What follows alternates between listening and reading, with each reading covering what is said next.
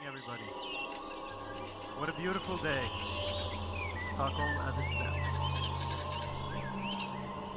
I'd like to wish you a very, very warm welcome to this year's edition of Uppdrag, Användare, or for our foreign guests, user, and then you take the Användare, and you take the mission, which is Uppdrag, and you put them together, and you get mission user. So Uppdrag Användare 2015, mission user.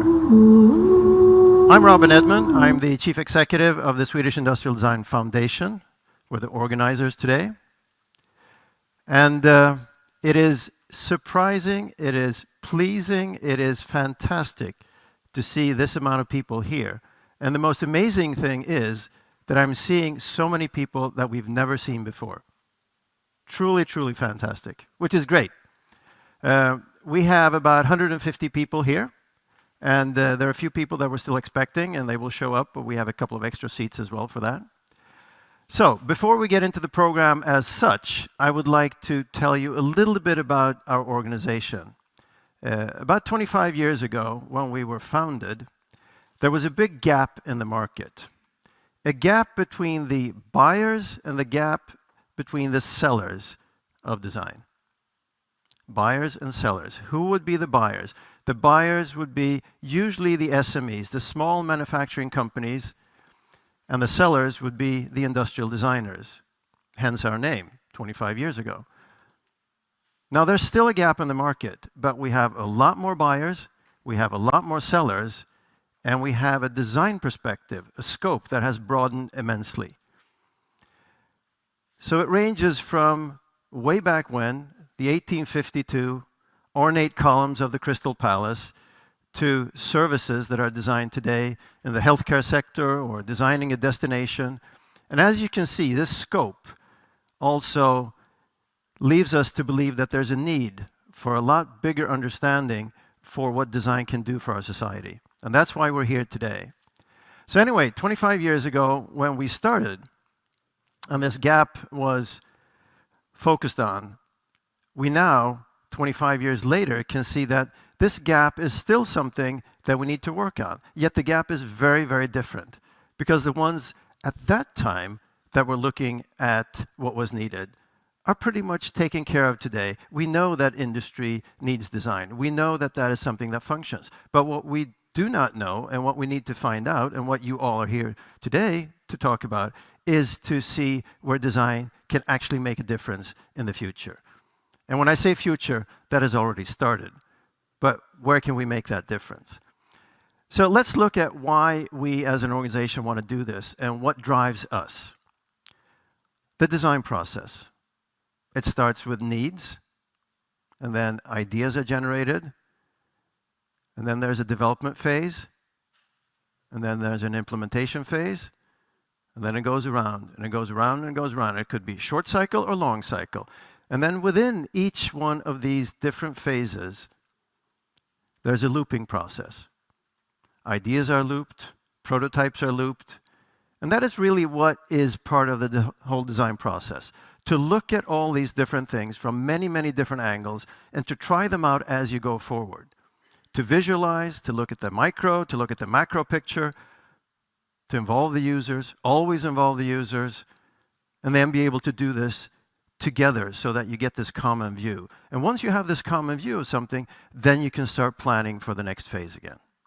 So that is really what it's all about. Now, our organization is here to gather and spread relevant information, to work with research, but also to create networks and to drive these networks so that many, many people can get involved.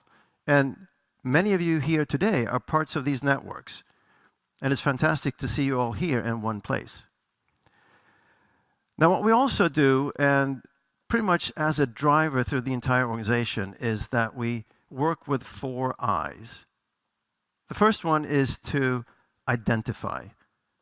Identify who these people are out there, who these organizations are. Which ones could be connected? Where can they benefit from each other? The next one after identify is inspire. How can we inspire? How can you inspire these people on this side, how can you inspire these people on this side, and vice versa? Because you have something over here that they don't have, and you have something over there that they don't have. So the inspiration goes a lot of different ways.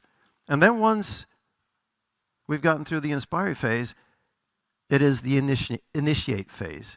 Initiate activities. Initiate things that will happen. And then, of course, at the end, the implementation. And most of what is done is implemented in organizations far away from us. And when I say far away from us, is that it's not within our own organization.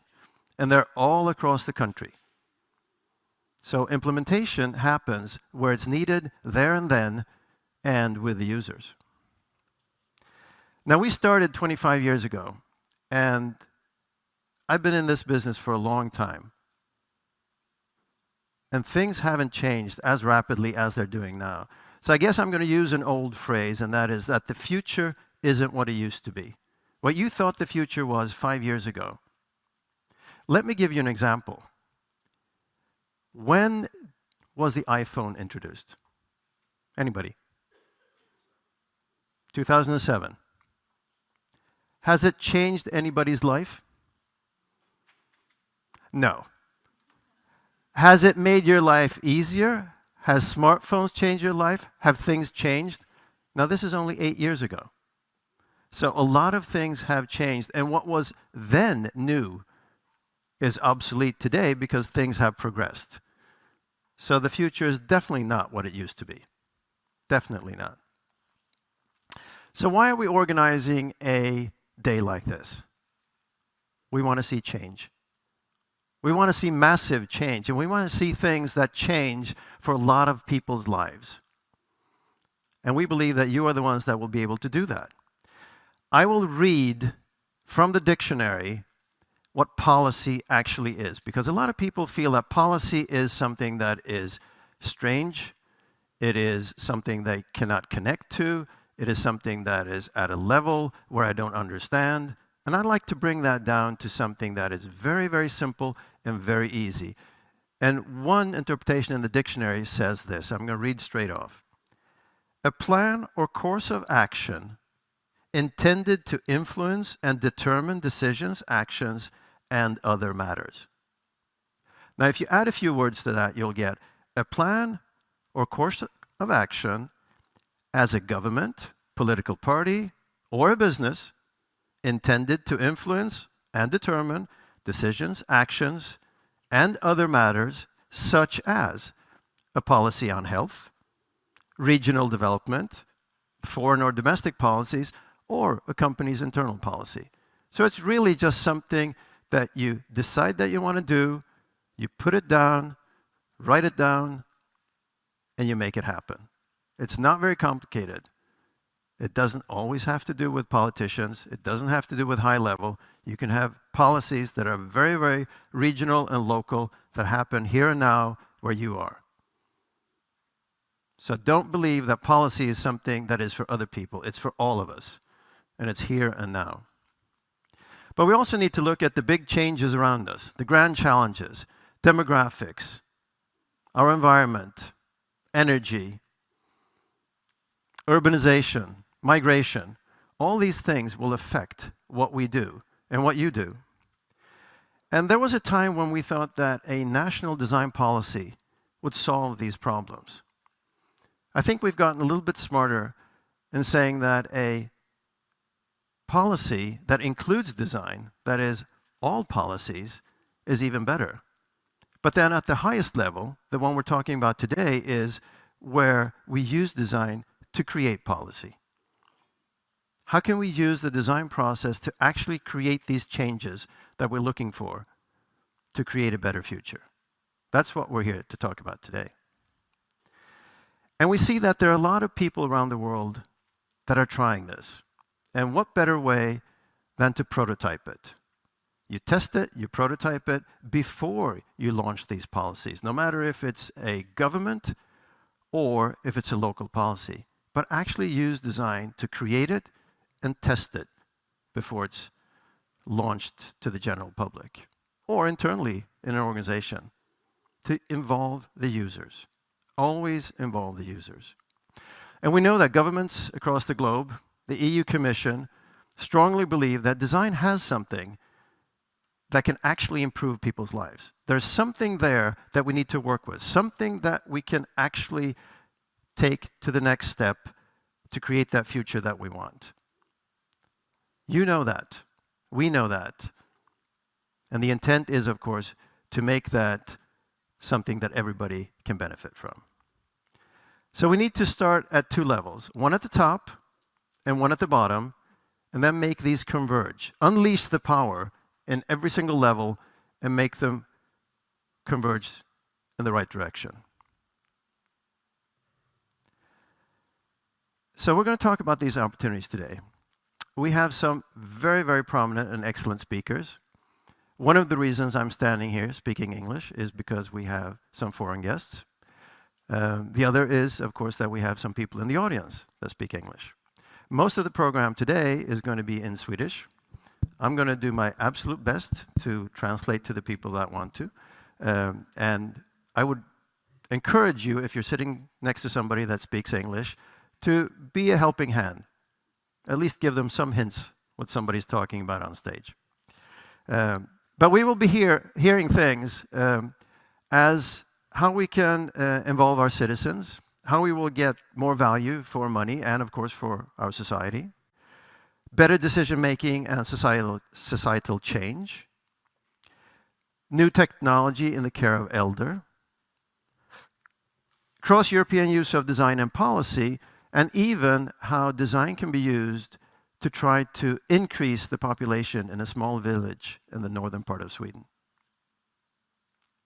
So, having said all that, with no further ado, I wish you once again a very, very warm welcome here to Stockholm, both you live here and for the recorded audience that will be looking at this later on.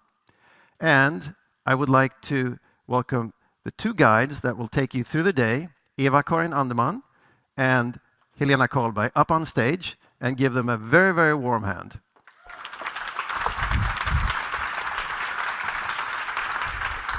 Now, I will be leaving the stage in just a few seconds, and the floor is yours, so let the show begin.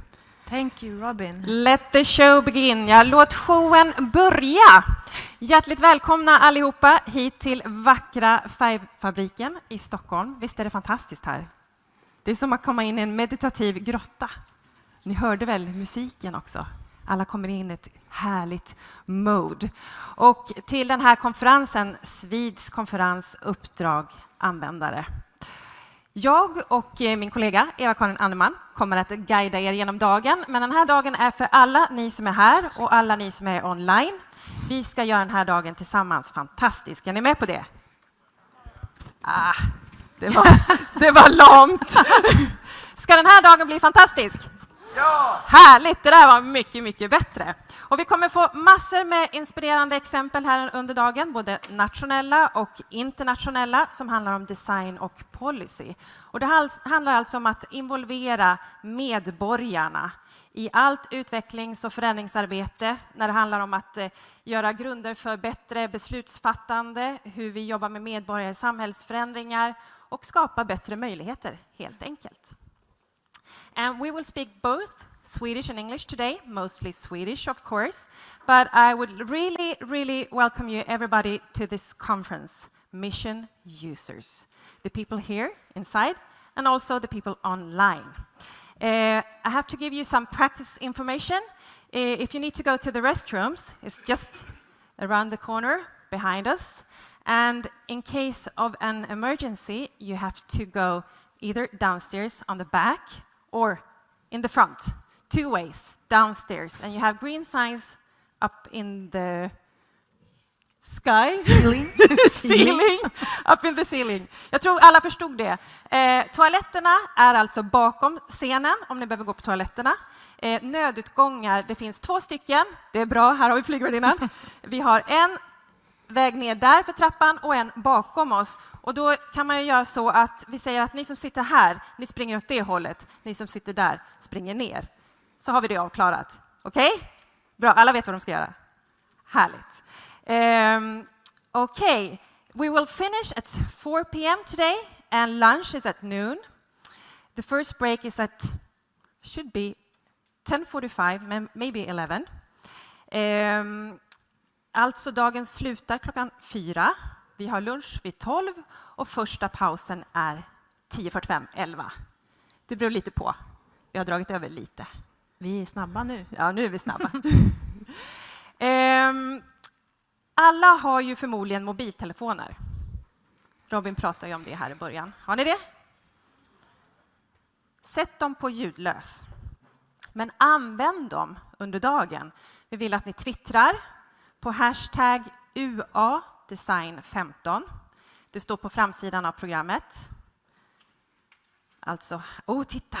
Det verkar vara många som är sugna på att twittra. Härligt! Hashtag UAdesign15.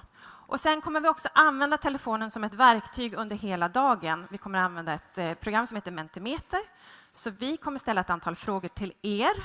Och ni kommer också få möjlighet att ställa frågor till föreläsarna här uppe på scen. Det kan ni göra under tiden de pratar och så kommer de upp på slutet. Vi vill göra allt för att ni ska känna er delaktiga. Det är ni som är användare, eller hur? So we take this in English as well. If you have a mobile phone, put it on mute. Okay? But use it during the day. We want you to Twitter on hashtag UAdesign15. It's on the front of the program. UAdesign15. And you can also use the phone to ask questions to the speakers during the day.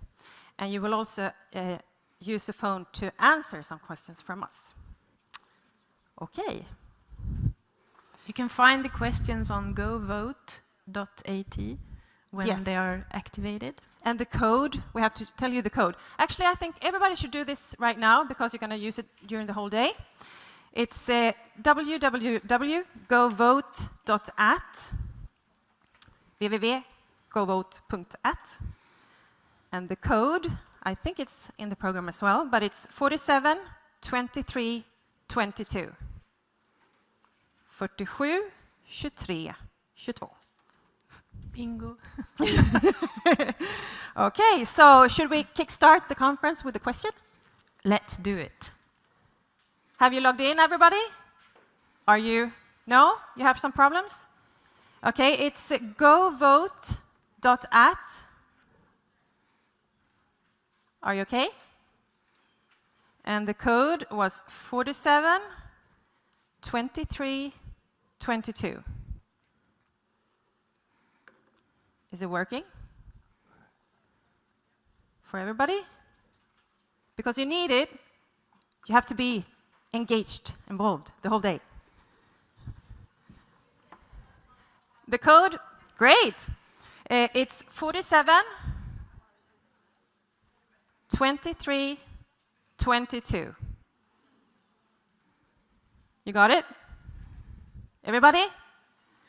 If you haven't got it, you have to come and ask us during the first break, okay? So the first question. Let's see. You have it on your mobile so you can... Oh, you have it on the mobile, yeah. So just go to the question. The first question is, where do you come from? We're doing an easy one to start. To test. And it's really fantastic because we have people here from the south of Sweden, the north of Sweden, from Norway, Ireland, Denmark, a lot of different places. And also online, I know we have a lot of people, actually one from India. Hello. Okay, so can we get the question on the screen?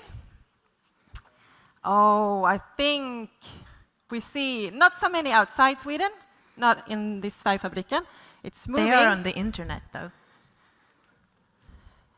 Okay, we have some technical problems. So most of you come from Sweden that are here and that did this vote.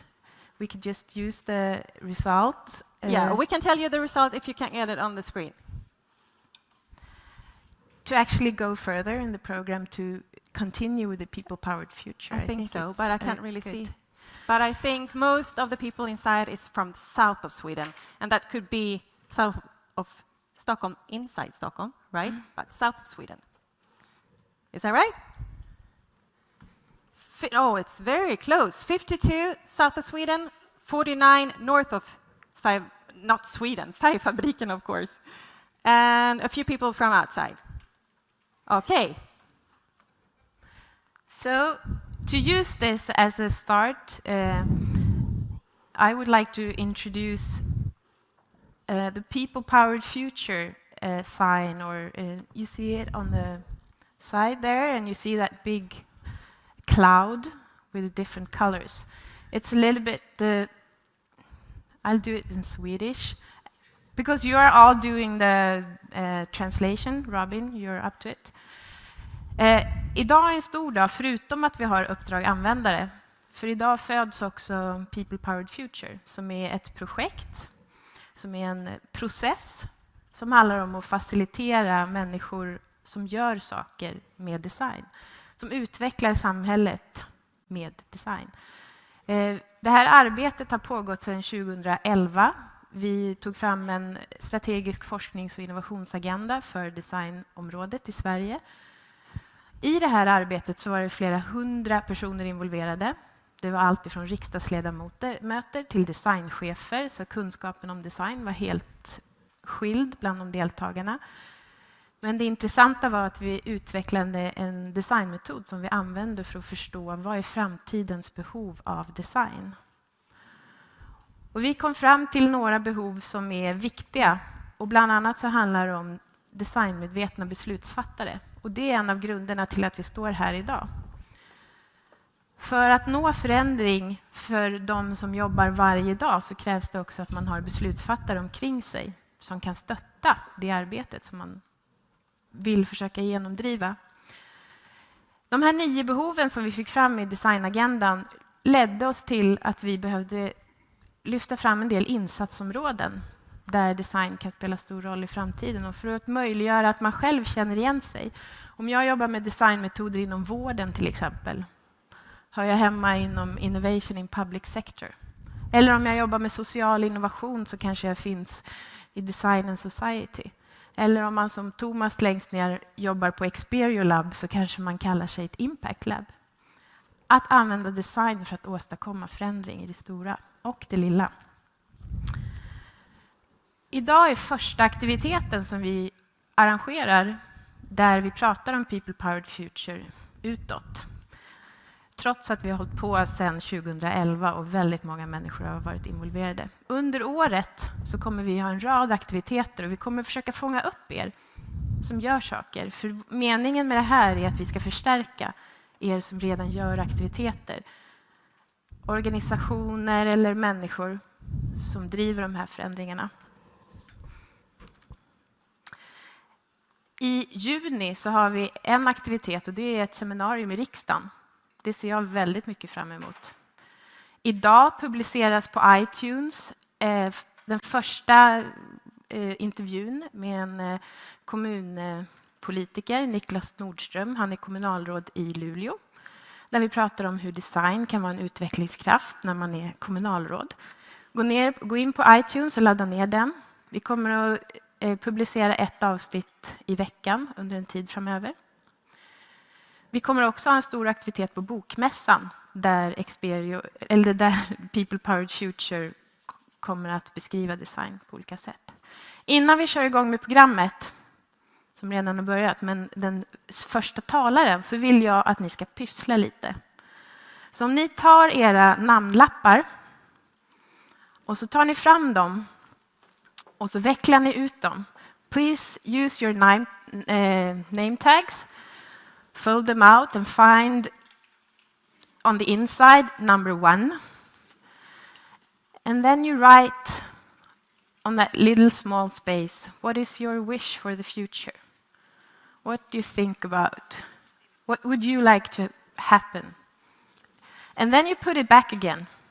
We will come back to that name tag later on today. But write briefly, what is your wish for the future?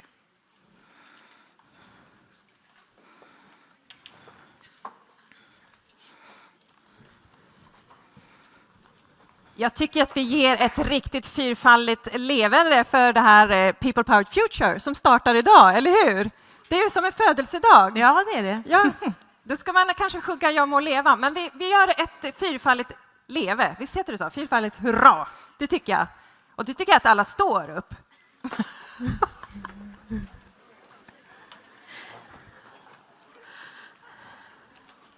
För det är ju vi som är people powered future. Och vi lever, eller vi säger hurra, va? Jag räknar till 3 så kör vi. 1, 2, 3. Hurra, hurra, hurra, hurra! Härligt! Varsågoda och sitt. Dan, dan, dan, dan. Skulle haft en trumpet också. Härligt! Ni ska ju vara med idag och vara aktiva. Men nu så ska vi få höra ett jättespännande område. Vår första talare idag, han är ansvarig för Dansk Designcenter som arbetar för att stärka värdet av design både för företag och samhället i stort i Danmark. Och innan han började där så ledde han ett framgångsrikt innovationslabb i Danmark, Mindlab, säkert väldigt många som har hört talas om det. Han är universitetslektor och har biträtt regeringar över hela världen. Han har en Master of Science i statsvetenskap från Århus universitet, har läst vidare på Howard Business School och Wharton School och han är doktorand vid Handelshögskolan i Köpenhamn. Han är också en regelbunden krönikör och han har publicerat 5 böcker, bland annat Design for Policy och Leading Public Sector Innovation. Och vi tar det på engelska också. Our first speaker is the leader of Danish Design Center, which works to strengthen the value of design for both business and society. And prior to joining the Danish Design Center, he headed Mindlab, a cross-governmental innovation lab in Denmark. He's a university teacher and he has advised governments all around the world. He holds a Master of Science in Political Science from Aarhus University, Executive Education from Howard Business School and the Wharton School, and he has a Doctor Fellow at Copenhagen Business School. He's a regular columnist and he's the author of 5 books, including Design for Policy and Leading Public Sector Innovation. Please welcome Christian Besson. Give him a hand.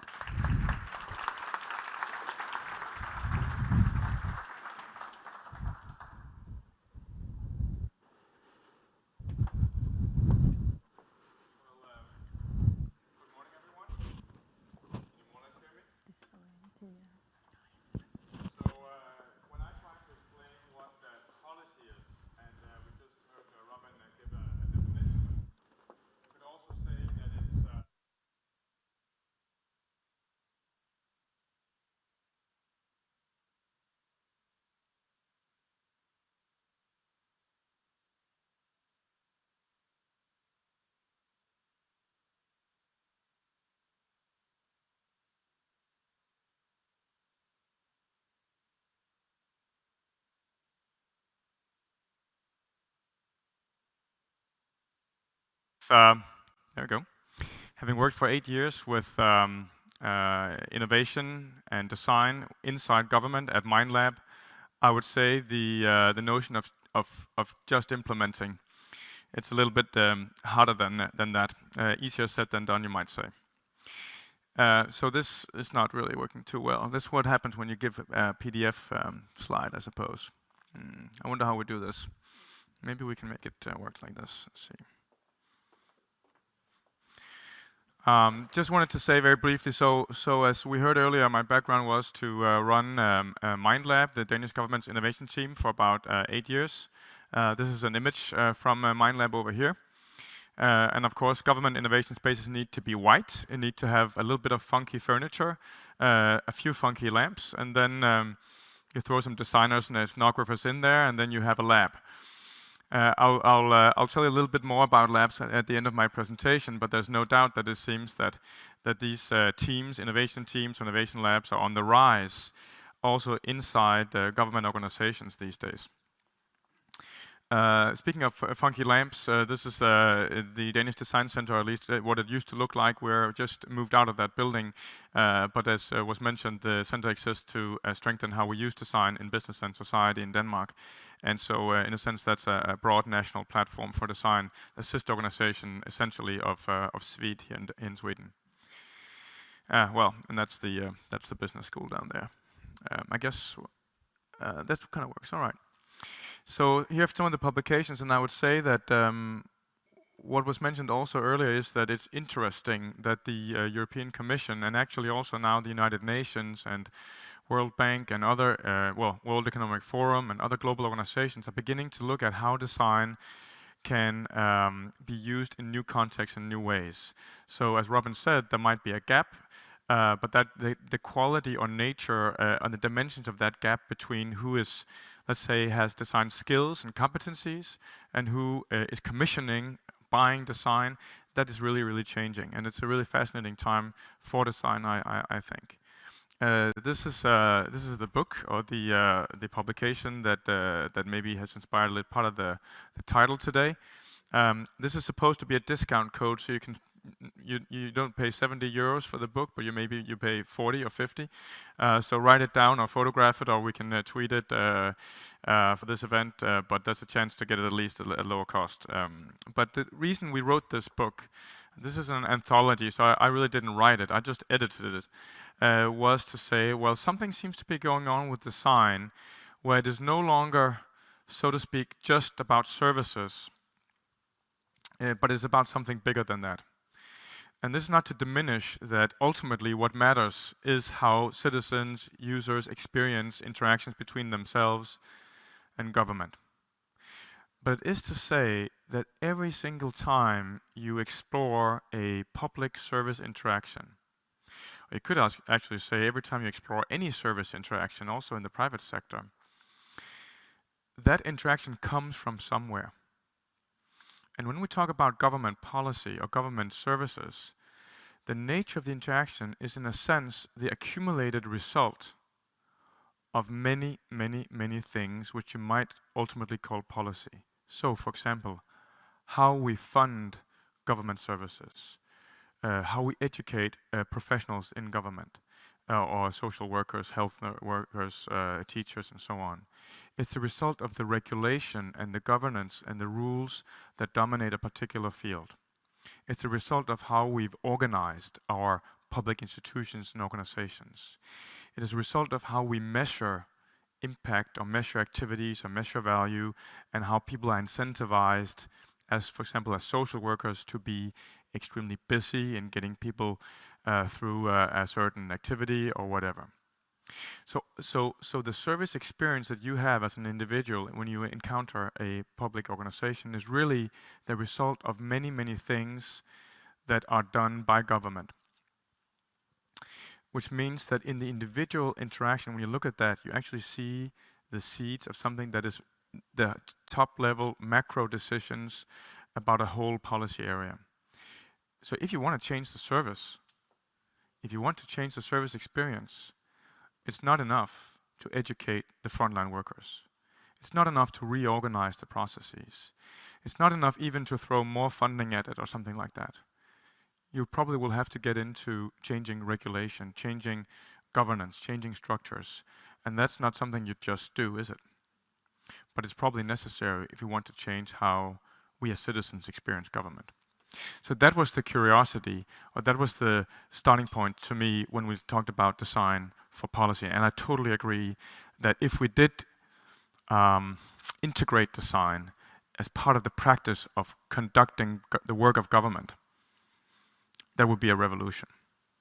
And that is what we're experimenting with different places. And in fact, the reason I changed jobs and took on the job to lead the Danish Design Center is that we are a publicly funded body that could probably use a bit of design in the way we run our institution. In other words, that how might we use design to run the Danish Design Center is the question. Or how might we use design to run Danish innovation policy is the bigger question. I promise to only speak for about 20, it's probably going to be about 25 minutes, but I really hope that you'll think about your questions, about what you want to say, or anything you want to comment on, because we will have time for that. So I'll try to be brief, and I won't give you too many examples because they'll just take a lot of time. I'll give you a few. But first of all, just to say, why is it so challenging to work with public problems as opposed to some extent to private sector problems? Now, the more I work now also with the private sector, I must say that business problems can be pretty much as complex as government problems. But I do tend to agree with John Dewey here, the American philosopher, that some of the hardest problems are the ones that are public. And these are problems that cut across domains of society. These are problems that are, as we say today, complex or systemic problems. And they're problems that don't really seem to go away.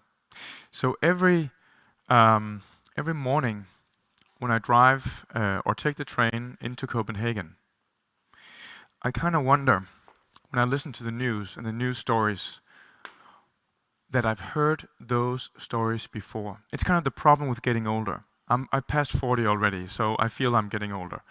And you think, we still have 800,000 people in Denmark on public pensions and public support who are in the working age. We still have unemployment rates that are too high, especially among the young.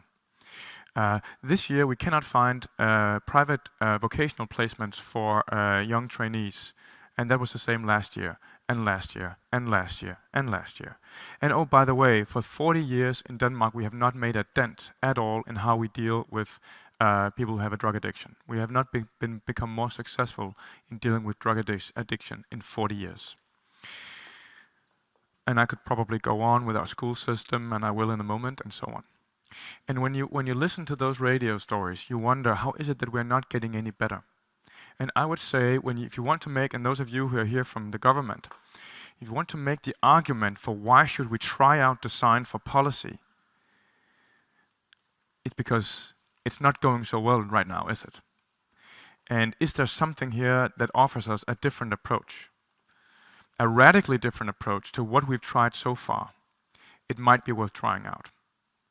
And the reason I put it that way is that we can put up a lot of case stories, we can even put up some metrics and some business cases, but ultimately what I am experiencing in practice that convinces public managers to take on design and use it to transform their services is that fundamentally they are dissatisfied with how it's going, they are not satisfied with failing, and they're ambitious to make more of a change.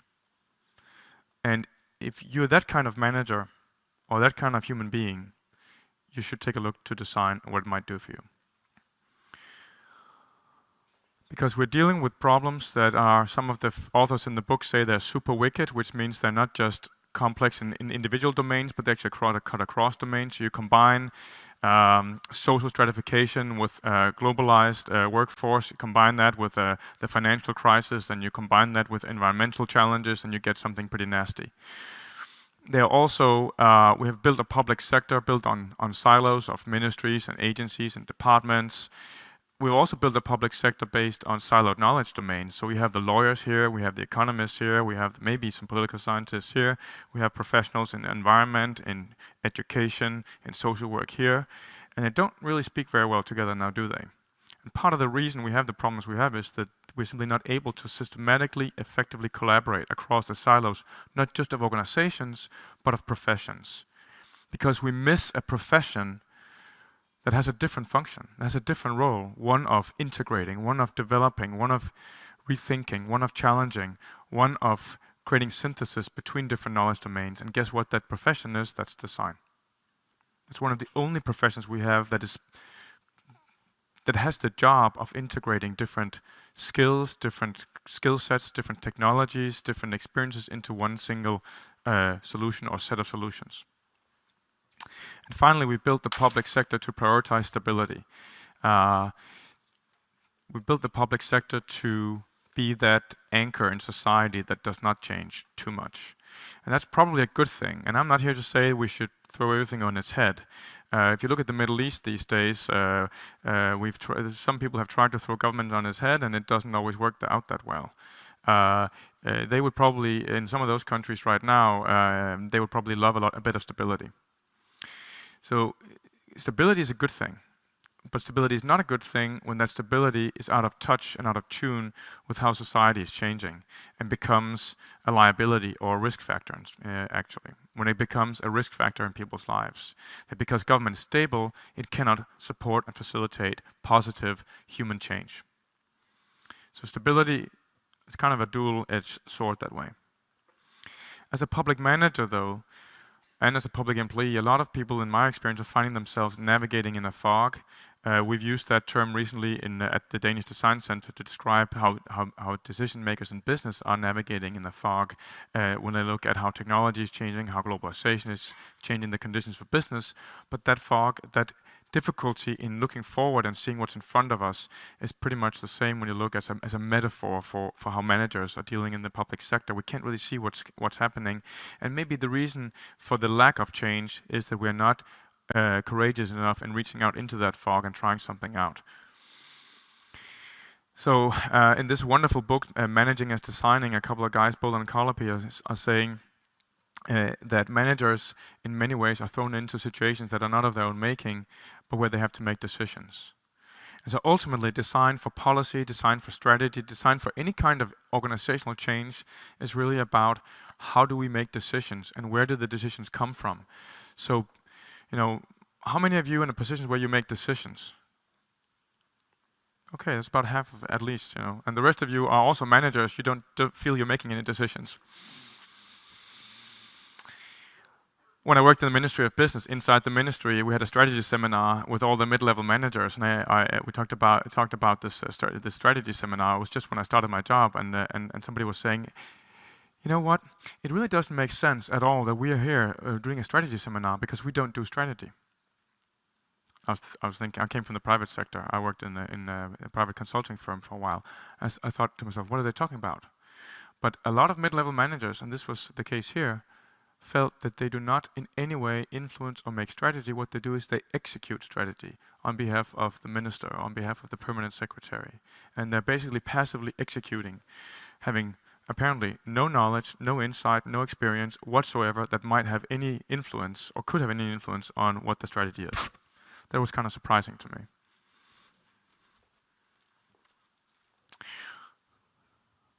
Okay, so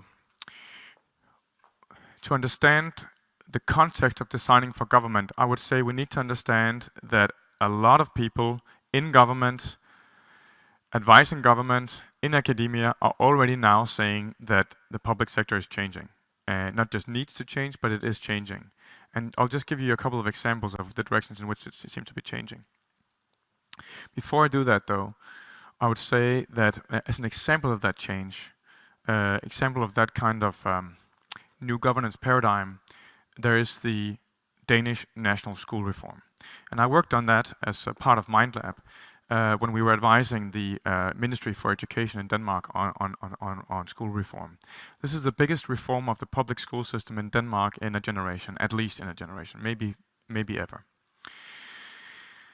And that reform was orchestrated by the ministry in two very, very different ways. And just to illustrate that there are two approaches to change. One way was what you might expect, right? So legislation put forward in parliament, lots of political negotiation with the different parties, quite brutal, tough approach to teachers, actually kicking teachers out of the schools for about a month because to enforce new rules on how they spend their time and how they're paid, which of course made teachers slightly frustrated, and they still are with the reform. The reform also involved a lot of sort of top-down work on giving guidelines and ideas to how should the schools be working with the reform. And then there was a different approach happening at the same time. And that approach was called the New Nordic School. Has anyone heard of the New Nordic School? Okay, interesting. Because, of course, New Nordic meant that it was not just a Danish idea. It was actually supposed to be part of a Nordic movement around school reform. And the idea with the New Nordic School was to, why don't we just invite schools, invite local institutions together in networks to explore the future of education, and we will support you, we will fund you, we will run conferences, we'll build tools, we'll build design tools for you, we'll build your skills, and it's all voluntary. As one of our advisors at MindLab told us, or said, he said, but basically it's like two different ways of working with energy. The first way, the classic reform way, is to push the energy from the center, from the system, from the ministry, out into the world and tell teachers, schools, institutions, do this. It's also called top-down, right? And what sometimes happens with that kind of energy is that it's kind of reflected and it goes back right at you. And that's what's a little bit what's happening in Denmark right now too. It's coming right back in the face of the minister, right in the face of politicians, in the face of administrators, and not in a good way. Then you have the other kind of energy, which is that you simply build power stations and build distributed systems of energy bottom up or locally. And you create enthusiasm, motivation, engagement in a voluntary way. 350 institutions in Denmark, both primary schools, which are part of the reform, but also daycare and also upper and secondary education, joined the movement of the new Nordic school. And the difficulty, of course, is as policymakers, how do you work with something as fragile and as voluntarily as this kind of movement at the same time as you work with something as top-down and as tough as the reform? But these are two very, very different ways of working with policy, and maybe the trick is, to some extent, to work with both, because you probably can't do big reforms without part of both, but maybe we should shift the balance more to the latter, to the new Nordic approach. So that's about focusing on citizens' resources. These are just some examples of the kind of terminology and the words that are being used about government reform. It's about looking at welfare or public services not as something that are delivered to people or that are transactional.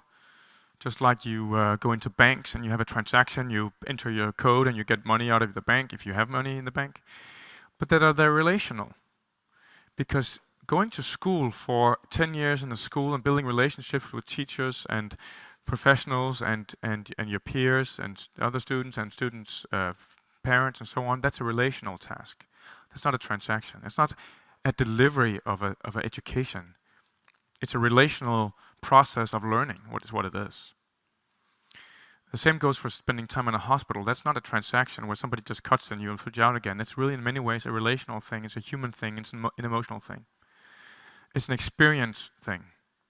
So how do you work in a hospital with different standards for quality that are not defined by professionals, but are defined by the human experience of being a patient being a human being in a hospital environment? That's the question. And that question is, for example, being raised by the director of the Danish National Hospital System. What would it look like if we didn't pay hospitals to be very quick at doing things to people, but we paid hospitals for the experiences they create, or even, this is crazy, I know, but even if we paid hospitals to make people healthy? It goes to show how, what you pay for and how you incentivize actually matters in policy. In Denmark right now, we're paying hospitals to be busy doing operations on people. We're not paying them based on whether they get healthy or not. Or outcome-based welfare, which means that how would we create a welfare system, and being in Sweden, you know what I'm talking about, that is not based on the rights to a service, but based on the right to an outcome. So in Denmark, for example, there's been major discussion on whether an older citizen who's receiving public care should have the right to 2 baths a week, or 3 showers a week, or 1 shower a week. You might also say that you have the right to feel clean, or the right to thrive, or the right to be comfortable. And for some people, that would probably be 7 showers a week, and for others, it might be a shower every 2 weeks. I don't know. Who are we to decide? But what would a care system look like that was based on outcomes rather than on activities? So designing for policy. How many of you in this room would you say are designers? Okay, so I'm halfway preaching to the choir right now. So very briefly, just on how do we define what design is, here's some definitions that I like. And I know there are so many definitions we could go on for the rest of the day on what is design. But actually, the dictionary quote on policy, try to see this one.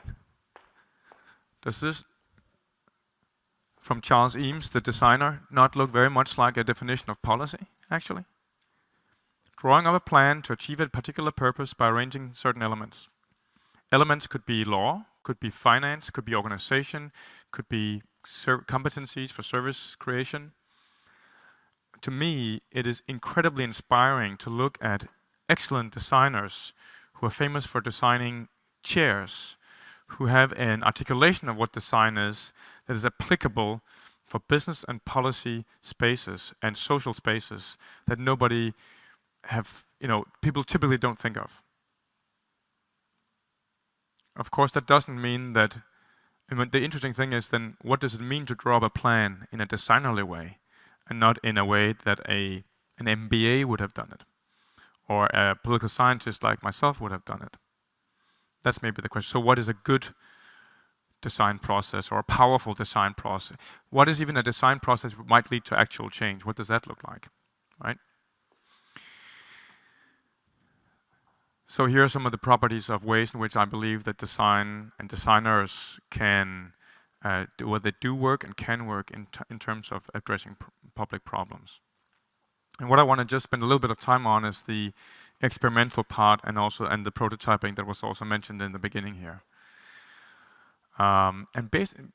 Speaking of experiments, because in many ways I would say that the design process is an experimental one in the sense that it tests out and tries assumptions, propositions with users, with those that will use or be impacted by a certain design, and then learning rapidly, iteratively, whether this is a good idea or not.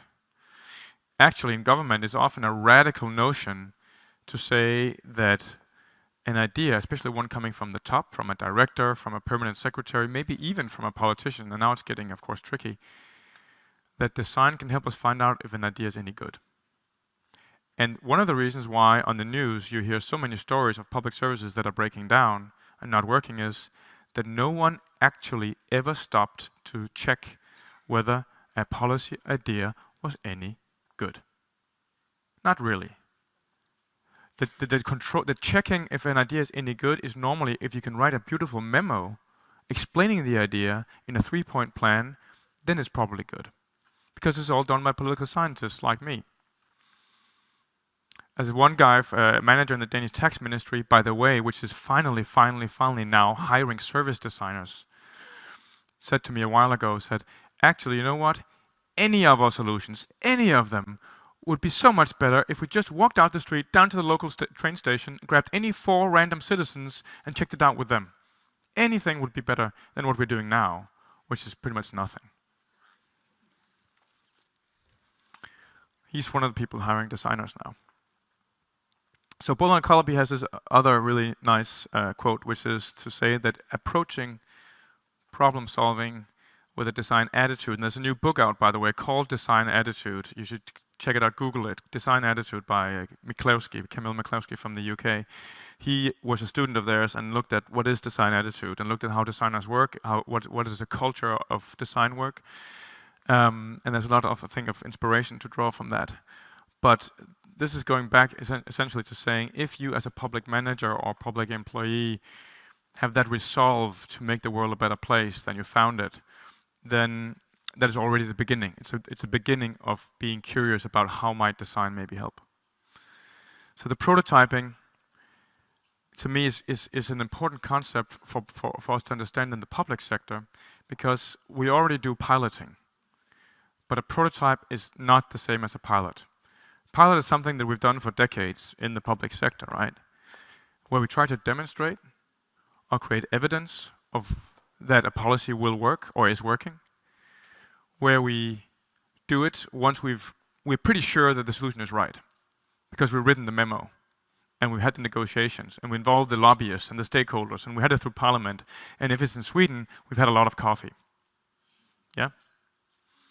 Lots and lots and lots of coffee, lots of talk. And then we're sure we agree. We don't know if it works actually, but we agree. So now we're going to put it out there. And then we say it's a pilot, because of course we can't just do the whole thing. We do a pilot of 1,000 people, 2,000 people. We do a pilot in a local community. We do 10 pilots in 10 different places. Problem with pilots is they're so public that when you do them, you can't really roll it back. And if they fail, it hits the minister, or it hits the councilman, or it's nasty. Failure is always nasty. Public failure in government is nasty. It gets kind of bloody at some point. But a prototype, on the other hand, is something we do when we're not sure. When we have not had that much coffee yet, when we have not discussed so much, when we're not so sure. And in government, that is really, really challenging. At MindLab, it took us 1.5 years to convince the Ministry of Employment to begin to prototype how they did policy, which meant they would have to involve industrial partners, the labor unions, at an early stage when they were not so sure about the policy. It's a radical notion for a ministry that is focusing on controlling information and focusing on controlling process and opening up. But what other alternative is there than to begin to test things at an early stage if we want to be sure or have a higher certainty that it works? So prototyping is a way to introduce more certainty really into the innovation process or into the policy process. And the risk is low. That does not mean that one might pilot at some point. That could be, I don't know. But I think prototyping is what really matters. So an example of prototyping we did with the Danish school reform. And this was even the top-down part of the reform. This was not so much the new Nordic school. This was really the top-down part, which is to say that all teachers in Denmark must use a new digital platform for setting learning objectives for kids. This is a prototype of the digital platform. As you can see, it's a pretty early stage. It's not really very digital yet. It's basically a design game where policymakers, teachers, administrators at local level can engage with each other to understand what should be the functions, the value, and the practice of this kind of platform. And the design game was created on the basis of ethnographic interviewing and observation studies in a number of schools and administration to look at how are teachers doing things today. And in that dialogue, in that several-hour workshop between the teachers and policymakers, they could then play around with all kinds of concepts that were becoming concrete. A grabber, the fork, which would allow you to grab different types of information from one knowledge domain, let's say mathematics, into another domain like Danish. There would be the magic straw, which would sort of give you access to some online databases. There would be a calculator that might calculate learning levels, and so on and so on. All kinds of abstract notions that you could play around with and say, what do you need? And then further down the process, of course, then you do wireframes and you begin to do sort of concept development for the actual interaction interface and so on. But speaking of policy, what happened here was suddenly that one of the teachers almost started crying. And she didn't start crying over that somebody was stabbing her with a fork or there was a difficult process. No. She basically said something that had relevance for policy, which was, we're doing this now, and you want to implement this by August 1st, this whole digital system that we're now co-designing. But guess what? We're already so stressed, so messed up by this whole reform that there's no chance at all we can implement a new digital platform at the same time. We can't do it. And so what we finally did, which was very unlike us at MindLab, was we wrote a memo to the minister saying, you should probably postpone this whole process by a whole year to allow for a sequenced implementation of this whole reform. Otherwise, you're going to have problems. And that's what they did. So we discovered a sequencing of policy that was really critical just through the exploration of this new future. And it was a surprise to us. But it meant that there was a big change, of course, in the reform. Finally, just the last comment before we can have some opening up the questions. I'm finding that to lead public design and to lead design for services and policy, there's some things that managers need to be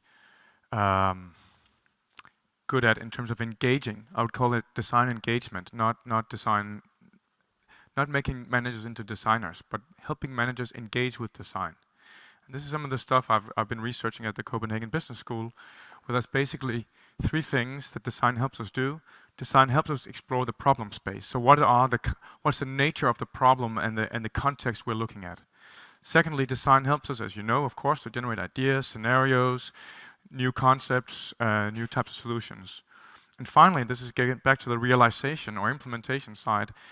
Design helps us enact new practices. But let me give you 3 examples of how public managers are relating to that and what I think is important.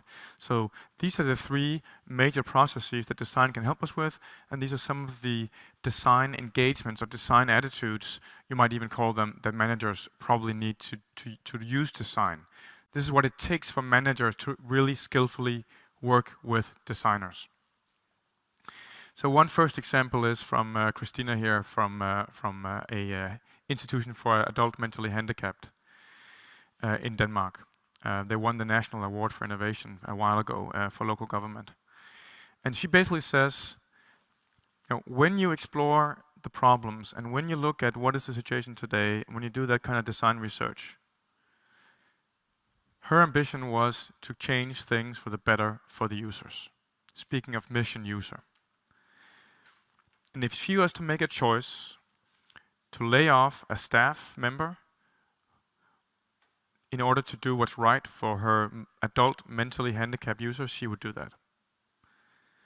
And when she said this to me in an interview, she explained that she had to lay off a new hire, who was hired on a contract for 2 years to do theater for these adults mentally disabled users.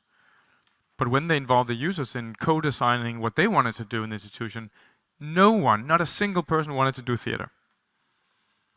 You could, of course, just say, well, I just hired somebody to do theater, you're going to do theater, and force it on them. Or you could say, I'm making a choice here. So she had to fire that person she just hired. Because she realized that when you step in the user's shoes, that creates new energy and new momentum. This institution now has a waiting list for the first time in 40 years of existence. They have a waiting list of adult mentally handicapped over in Odense. Let's get this bit down here. So another example of, this is an example of exploring the problem space, but actually also beginning to get new ideas, was to a homelessness service in the UK, where the manager insisted, why don't we video film, and this was done by a design firm, by Think Public, a design firm, why don't we video film interactions between staff and citizens? And when you video film what you do in service interactions, you always realize that something doesn't work. In this case, they discovered things about policy-wise between transitions between when people are young and homeless and they're old and homeless. There was a total silo between what happened to the two groups. They also discovered that they were asking children to translate, children of ethnic minorities to translate conversations between their parents who were homeless and the staff. And you're not supposed to do that. So that takes a lot of courage, I would say, on behalf of the manager, but also as a lot of it's very challenging and it's very uncomfortable for the staff to get involved in this. But if you're not willing to create those spaces of uncomfort, you're not going to reach a point of insight. You're not going to reach a point where you can change. And finally, final example is Seth here, who is a principal in the UK, in the United States, in a school. Also, by the way, a school for people who are. It's a high school for kids who've dropped out of the school system, and many have dropped out twice, 2 years. And now it's like their final chance in this high school. And the way that he and his colleagues worked with the future was basically to say, how would we create a radically different future for this school where it's as digital as possible? And in this process, one of the quotes was, what could be more crazy? How can we create a future that's really, really radical? And they did this as part of a workshop organized by the policy department, by the Department for Education in New York. And when they set that vision for the digital school, the department said, together with the design team, that's great, that's a crazy vision. Why don't you take a flip camera and some tools here and go back and come back to the school and come back 2 weeks from now and give us a film about it. Show us a film about that day-to-day life in the day in the life of a student, where that realization of this new digital working and learning environment is a reality. And that's what they did. Here's a photo from the film. And today that school has digitized every learning material. And every kid has this individual online schedule, which means that the learning is 100% individual, at least in terms of learning progress. They still work in groups, they work in classrooms, but they also work on an individual scheduling. Think about that. I don't think you have that in Sweden. We don't have it in Denmark. It means that every child has his or her own pace in terms of learning and progression in school. But that's not the point of the story, that they transform the school that way for these kids. The point of the story is that to do so, to have a digital learning environment in schools, they had to change policy. They had to change regulation in the state of New York. Because what do you think happens if a kid is sitting at Starbucks? A high school kid is sitting at Starbucks and learning online. You're tardy from school. You're not present in the school. You're not in the physical location, and you'll get marks, and you'll get kicked out of school, actually. So they had to change regulation in the state of New York to say that you can have online presence, you can have online school presence. And that regulation is nicknamed after the name of the school. That's design for policy to me. I'll skip this because I think we should have time for questions, and then we can talk about government labs and that whole thing afterwards. Questions, remarks, protests? Dimitri. Yes. Oh, we have digital questions. Yay. All right. That's also more comfortable because then we don't. Yeah. All right. We don't only have real people, we Okay. have digital We things. have digital people. Are public bodies usually open to working with design processes, since design will challenge given facts and ways of doing things? Try to say that once again. Are public bodies usually open to working with design processes? So you're saying are public bodies open to change, to trying something totally new that they haven't done before? I would say that to some extent, the best that's happened to government was the financial crisis and the lack of funding, at least in many countries, also in Denmark, because it meant the government was ready to try something new. And maybe there's also a bit of a generational shift happening in government that might also open some cracks, because there's a new sort of, also very digital, by the way, sort of cadre coming in. But I would say, generally speaking, it's changing, but I think it's still difficult. And what is most difficult is that government organizations actually do have their ways of doing projects, right? They have a very linear, stage-gated way of doing development work. And you've come in with a design task, suddenly it's a different process and it involves users in different ways. And I've had to shut down projects at MindLab where government organizations were not ready. They were simply not ready or comfortable with involving end users in their work, which means that they were not comfortable asking themselves whether what they were developing would ever work in practice. And honestly, at some point in your life, your time is just too short for that kind of thing. So I think the big trick for those of you who want to work more with government and with design is to discover and find the leaders and the staff that are curious, that are open and curious and interested in trying something different, and basically curious to create a change for someone else than themselves. For someone else than themselves. They're coming here now. How do you make it stick? That's a short good. one. So how do you make it stick? So that was the slide with the test tube on. So I think that there's a huge untapped potential or gap as a government market for design, where governments need to hire in more designers. But also say that it is true that lawyers tend to hire lawyers, political scientists tend to hire political scientists as consultants, as advisors. So if this is going to shift really in government, we also need to get more designers inside government to work within the structures of government organizations, ideally at a quite high level. And that is why making design stick in government is right now, and this is positive, powered by the establishment of innovation labs, innovation teams. Policy labs, and this is the UK government and the Cabinet Office. This is the government of Chile across 10 different ministries with the president sort of sponsoring it. It is Angela Merkel in Germany that is setting up a small behavioral insights team. It's not so much design as it's more like design research, but it's basically a small team referring to the Chancellor of Germany. It's Singapore, it's MindLab in Denmark, it's national cities, Mexico City, Boston, and so on. There's a whole range. It's been featured now in The Economist that was the image I had with the test tube from The Economist. It's basically a global trend that governments are investing in particular spaces and places and capabilities to do this. So that is, I think, a powerful way of getting started.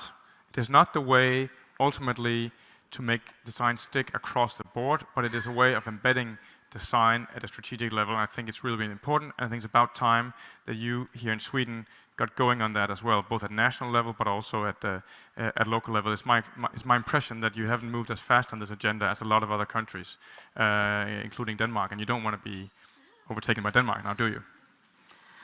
I suggest, we actually had some suggestions from Twitter. Sitting is the new smoking. So I think we better wrap up this very interesting speech of yours today, Christian. And we would like to give you this. It's some chocolate for all the fika you are having when you're doing prototyping. We do drink a lot of coffee in Denmark too, so I'll and let's give Christian a big applause and thank you.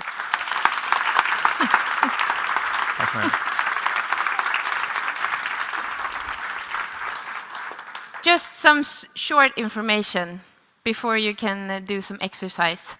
We have a challenge for you today. We have many challenges, but one challenge is the golden microphone. For the panel discussion later on this evening or afternoon, we will not stay here until the evening. We have this one place left. and one of you could get that microphone to be a part of the panel. So if you go to the govote.at and you use your power and you write why should you have the space in the panel, and you also write your name, and you have until 12:45, then we will do a nominating process together with you. But take the chance to be a part of the panel. And I also want to thank you because you are trending on Twitter. So good work, every one of you. Let's meet here again in 15 minutes. We'll have a break now for some moving.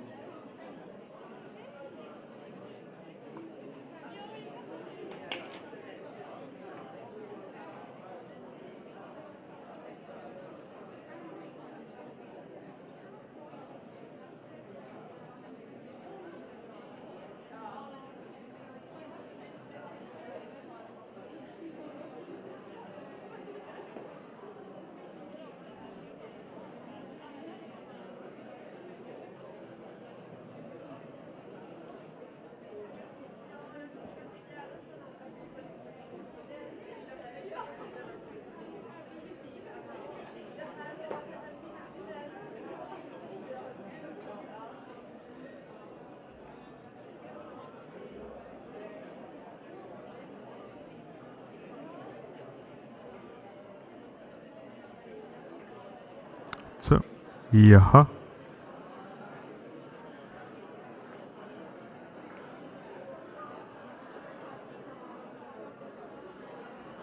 Så. Jaha.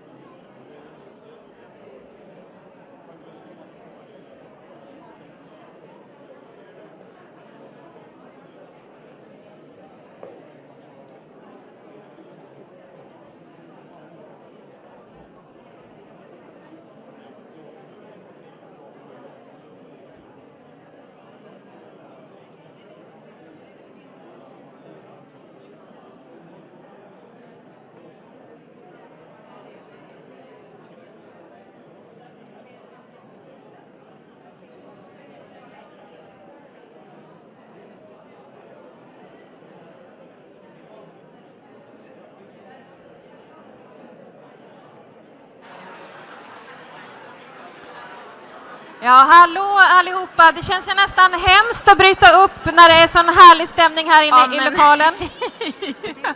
Det här sorlet är det mest fantastiska jag vet. Men det är svårt att nå genom bruset. Känner ni igen det? Ni nickar, ni som sitter på plats. Hallå gott folk, mina damer och herrar. Det är dags att fortsätta Uppdrag Användare. Please everybody come back to your seats. We're going to continue the conference. And you will have plenty of time to mingle later on during the day. Ni får fortsätta mingla under lunchen som vi planerar att ha vid 12. Vi ligger lite efter programmet så vi får se om vi lyckas med det.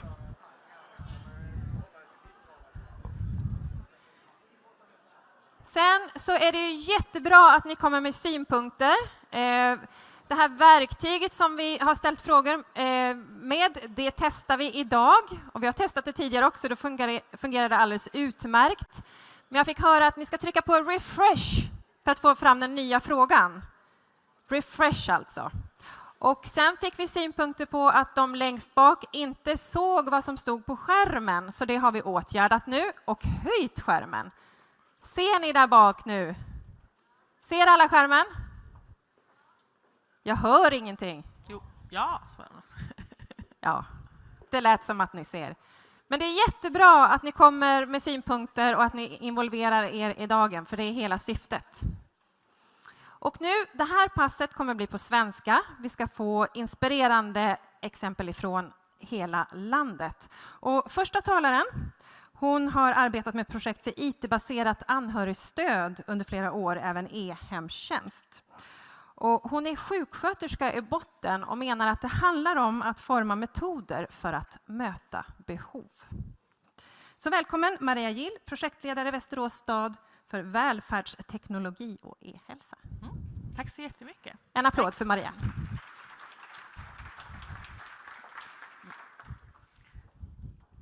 Och där gick bilspelet bort, men jag kör ändå. Jag har ingen klocka, men nu har jag en liten form av klocka här. Jag kommer alltså från Västerås och är sjuksköterska. Och vi har jobbat tillsammans med framförallt äldre medborgare i Västerås för att forma olika tjänster. Och vi började faktiskt med actiontjänsten som är just den här IT-baserade anhörigstödet.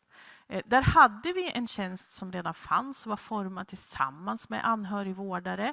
Men vi lärde oss otroligt mycket ifrån arbetet med det. Där var vi tvungna att jobba tillsammans med anhöriga för att forma hur vi skulle använda action i Västerås. Hela den resan som vi har haft för vår egen kompetensutveckling startade just i action. Och införandet har faktiskt handlat om att hämta kompetens från dem det berör. Och det var det vi lärde oss i action och det var det vi tog vidare. Och framförallt så har vi gjort det i någonting som heter partnerskapsmodellen. Och partnerskapsmodellen är en modell som egentligen är en anhörigstödsmodell. Och det handlar om att involvera just dem det berör. Att samla den kompetens som behövs för just den här frågan kring bordet. Och när man jobbar inom äldreomsorgen så är det ju äldreomsorgens brukare eller de äldre som har ett behov som vi måste samla vid bordet. Och en av kärnpunkterna i de här mötena som vi har skapat är just att det är ett jämställt möte. Man skulle kunna till och med säga att bara för att det är jag som kallar och håller i mötet så betyder det inte att det är jag som har mest kompetens i det här mötet. Men när jag kliver in i det mötet så vet jag att de jag möter kan jag lära mig någonting av. Och det är lite det partnerskapsmodellen är. När jag träffade Jonas så fick jag lära mig att det skulle kunna kallas för tjänstedesign det där. Men det visste vi inte från början. Tjänstedesign eller medskapande brukare tror jag att du till och med sa att vi faktiskt jobbade med. Men en viktig sak som vi har lärt oss på vår resa och som ofta lyfts när man jobbar inom vård och omsorg, det är den etiska spörsmålet. Ja, men hur kan man använda teknik tillsammans med äldre? Och det är ju ganska vanligt inom vården. För vår del så är det ju så här att jag är faktiskt legitimerad sjuksköterska. Det är ju ganska viktigt. Det är jag som har en ganska bra kunskap. Jag har läst i många år. Faktiskt fördjupat mig, specialist på att jobba med personer med demenssjukdom. Ni förstår, jag har en ganska bra och gedigen kunskap. Men det är ju inte jag som ska svara på de här frågorna. Jag vet inte om ni har sett den här roboten, bestick. En ätrobot. Eller så skulle man kunna säga att det är en avancerad gaffel eller sked. Första gången jag såg den så lite tveksam faktiskt. För ni vet hur det är att bli matad. Ja, men man måste ju lägga tillräckligt mycket på en sked. Har ni matat någon gång? Barn i alla fall. Ja, men det är inte så lätt och i rätt takt ska det ske och så där. Det måste ju en människa göra. Det är ganska självklart. Men han som tog fram den här roboten, han hade ett behov. Det är Sten Hemmingsson. Han hade ett eget behov att faktiskt få äta själv. Han kunde inte göra det med sina armar som vi andra gör och då löste han det genom bestick. Och det är där vi måste vara. Det är där jag som sjuksköterska måste vara. Att förstå vad den här individen har för behov och verkligen ta del av deras kunskaper. Och det är lite så vi har försökt att jobba. Alltså vem är det vi ska fråga och ställa frågan till dem? Så för oss har det varit jätteviktigt. Sen är det ju så att vi försöker ta vara på tillfällena som bjuds. Och i Västerås så är vår äldrenämnd otroligt aktiv med att berätta vad man vill erbjuda. Och då arrangerar man någonting som kallas för seniordagar. Och det är en form av mässa för de äldre medborgarna i Västerås.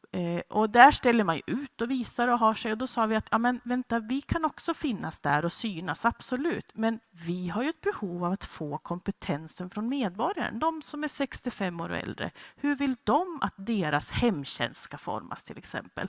Så vi har tagit nytta av de här tillfällena att faktiskt fråga efter deras kompetens. Att alltid våga fråga efter kompetensen hos dem det berör. Så det gäller att ta vara på de tillfällen som erbjuds. Det är en otroligt bra arena för dialog och väcka de här frågorna och våga lita på att de har den kompetens som finns.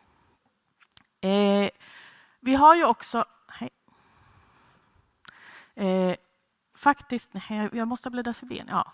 Jobbat hela tiden med den här målgruppen som det berörs, som jag sa tidigare. Och någonting som har varit väldigt viktigt för oss i vår utveckling, det är ju att använda sig av pilotanvändare. Och det har vi gjort i massor med olika steg. Men framförallt har vi gjort det för att göra på riktigt. När vi formade e-hemtjänst, som idag är en del av hemtjänsten i Västerås, så gjorde vi det tillsammans med hemtjänstens kunder. Vi gav digitalt stöd tillsammans med hemtjänstens kunder och personal på riktigt för att verkligen förstå om det här var ett bra sätt att forma. Innan vi hade gjort det så hade vi förstås pratat med hemtjänstens kunder. Hur vill ni att man ska göra det här? På vilket sätt tycker ni? Vad finns det för möjligheter? Så tillsammans med dem hela tiden och att de är med hela vägen. När vi gjorde det här så, jag sa det, du är så roligt du sa, jag kommer inte jag ihåg, att det här med implementering inte är en sån liten bit. För oss har det varit hela tiden en fråga om att implementera. Vi har haft uppdraget att göra så att det blir en del av verksamheten. Det har varit en jätteviktig aspekt för oss. För det betyder också att vi har varit tvungna att svara på alla hur-frågorna. Hur kan man använda teknik i hemtjänsten i Västerås? Och då måste man ju också ta med de juridiska aspekterna. Man måste ha med hur upphandlar man det här? Hur ska det här betalas av kunderna i hemtjänsten? Hur ska ersättningen se ut till de som utför hemtjänst? Man måste ta med alla de frågorna. Och det handlar om att vi gör det här på riktigt och hela tiden involverar dem det berör. Det som har varit roligt i det här är att vi också har involverat hemtjänstens kunder när vi har gjort upphandling. De har varit med i att faktiskt kunna utvärdera om det här är ett sådant verktyg som är lämpligt för dem att använda. Att även i de aspekterna se att det finns en kompetens som jag inte har eller som en upphandlare inte har, men som de har som vi måste få med i den här upphandlingen. Action, som är det projekt som vi har jobbat längst med och som har funnits längst i Västerås, är ju också en där lärde vi oss att redan i utvärderingsstadiet, där vi höll på att utvärdera om det var bra att använda teknik tillsammans med äldre, så såg vi till att de var med och formade den här utvärderingen tillsammans med oss. Att inte bara vi som såg att det var en massa frågor, utan vi frågade dem, ja men vad ska vi fråga er för att verkligen få veta vad det är som är bra i det här? Ja, hur ska de här frågorna ställas? Det resultatet blev att det blev en gedigen webbenkät som de var med och formade. De fick testa sig fram och se hur ska en sån webbenkät se ut för den här målgruppen. Och vad är det viktigt att fråga efter? Så att använda sig av pilotanvändare som vi har gjort, att göra på riktigt men i ganska liten skala för att verkligen förstå, det är ett sätt att komma vidare i verksamheten. Ett sätt där vi försöker strukturera det här, för eftersom vi hela tiden har jobbat med ny teknologi och försökt att få till och strukturera det här arbetet. Ett annat sätt det är ju att vi nu har fått pengar, eller vi har sedan ett tag tillbaka fått pengar att göra en testbädd, mistel som den heter, där vi försöker hitta en struktur i det här för att faktiskt också påverka våra innovatörer med den kompetens som de människorna som finns i våra verksamheter, och då tänker jag på de som bor på våra särskilda boenden, de som har hemtjänst, både de som är unga och de som är äldre, att faktiskt låta dem komma till tals gentemot innovatören och se, ja men är det här verkligen så bra som du tror? Och påverka och tala om hur det ska formas. Och det gör vi i mistel. Det är otroligt viktigt att faktiskt skapa de här mötesplatserna, och det är ju vi i kommunen som har möjlighet, för det är vi som har de här äldreboendena som är ganska stängda annars för olika innovatörer, att skapa en mötesplats mellan någon som har det här behovet och den som hittar en idé som de tror skulle kunna lösa just det behovet. Vi är inte riktigt... Jo, titta. Så kan man då tillsammans med dem det berör verkligen få till det här? Ja, vi tror ju verkligen på det, och vi tror ju att det handlar om att involvera dem det berör för att faktiskt få en bättre förståelse om det verkligen är någonting man ska satsa på. Och det gäller att våga göra det från allra första stund. Att redan när man har en idé involvera dem man tror att den här idén skulle kunna vara någonting för. Och till och med faktiskt så att man ska efterfråga, men vad är det för något som du skulle vilja ha hjälp med? Vi har ett projekt idag där vi är på ett särskilt boende där vi jobbar med personer som har demenssjukdom. Och har man flyttat in på ett särskilt boende och har en demenssjukdom så är man ganska långt gången. Och det är inte så lätt att säga så här, ja men hur skulle du vilja bättre bli hjälpt med dina behov? Och vi har ju jobbat med teknik. Det kan ju inte de svara på, det finns ju inte. Och då måste vi ju göra för att lära. De som är närmast dem på det boendet är personalen. Och den personalen har vi hela tiden haft en nära samarbete med. Där de har berättat för oss hur de upplever att de här behoven är för de här individerna. Och sen testar vi tillsammans med de individerna för att verkligen förstå, ja men hjälper det här dig? Blir du tryggare? Kan du röra dig friare? Kan vi ha de här dörrarna öppna?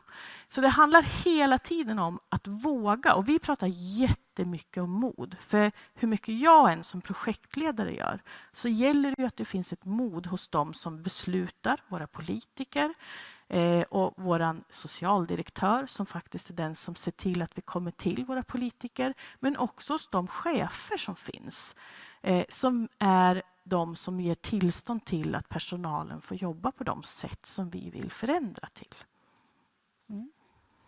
Så från oss så är det just det här att involvera dem det berör är det som är det viktigaste.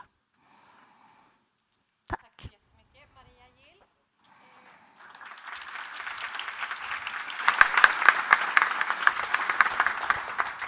Och vi tänkte höra om det är några frågor här inne på färgfabriken till Maria. Då räcker ni upp en hand. Oj, vad ni var blyga. Är det lättare att twittra? Du har en fråga, Jenny, tack. Hej, Björn Hagström, Örebro kommun, E-delegationen. När jag pratar om det här med människor i min egen organisation, framförallt i kommunen, så möts man ofta av lite den här skepsisen, och jag tror det beror på att man känner det lite jobbigt och det är ett nytt sätt att tänka och förhålla sig till omvärlden, och det är lättare att göra som jag alltid har gjort. Hur vänder ni det och hur ska andra göra för att få bort de tankarna? Alltså jag tror ju att man måste ge tid. Vi har ju till exempel haft inspirationsdagar med personal. Och det är ju inte jättelätt när man pratar om hemtjänsten. Alla vet att hemtjänsten har en väldigt tajt budget. Så att släppa till personal som behöver vara ute hos kund för att verkligen få in de här pengarna som de knappt har några av, betyder ju också att vi kanske måste betala dem en del för det. Och det har ju vi använt våra projektmedel till faktiskt. Att se till att de får tid av oss, där vi får tillgång till deras tid genom att inspirera. Det tror jag är en viktig bit. Mm. Har vi ytterligare en? Ja, nu kommer armarna upp. Vi tar en fråga till här bak. Jenny. Ja, okej. Ja, då blir det två till. Då blir det två till. Mm. Det här med våga fråga, det är ju när man ställer frågor som man inte är van att göra i sin organisation för att det är något nytt och annorlunda. Jag har jobbat inom missbruks- och beroendevården. Där pratar man om våga fråga kring föräldraskap och missbruk. Alltså, för någonstans ska det inte vara våga fråga, utan det ska vara naturligt, det ska vara en del i uppdraget. Börjar ni liksom närma er det, tror du, eller hur? Alltså det är ju fortfarande en resa att göra. Det är det ju. Och man får inte sluta fråga heller. Alltså det tror jag är jätteviktigt.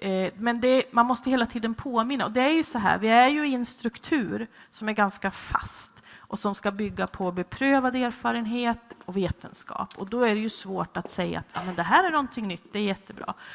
Så vi är ju fast i den här strukturen. Och det är jätteviktigt att påminna om att nej men vänta, vi håller på att vända oss åt det här hållet nu. Kom igen nu, vi fortsätter att vända oss åt det hållet. Men just det här att våga fråga är ju otroligt viktigt. Och att inte sluta fråga bara för att svaret inte kommer. Utan att då måste jag förstå att jag måste ställa frågan annorlunda.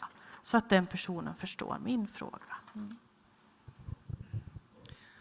Jag heter Anna Herdlicka och jag undrar hur ni hanterar det här gentemot politiken. För att ni sitter ju i en politiskt styrd organisation.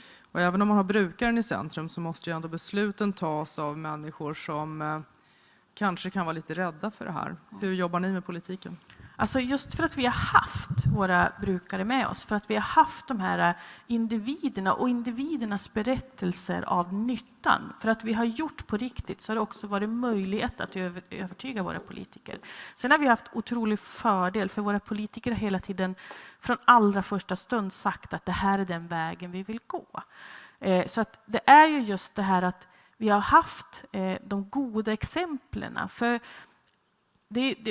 folk säger, men har ni inte misslyckats med någonting? Och jag kan inte säga, jo det har vi, på det här har vi misslyckats. Men vi har ju hela tiden format tillsammans med de som har ett behov. Och de har ju gett oss goda exempel, för de har ju sagt att men på det här sättet ska det vara för min skull. Jaha, men då provar vi på det sättet då. Så vi har ju alltid haft goda berättelser och delat med oss av direkt ifrån de här individerna. Så vi har haft dem med oss hela tiden, politikerna. Tack så jättemycket Maria Gill från Västerås stad. En varm applåd. Tack.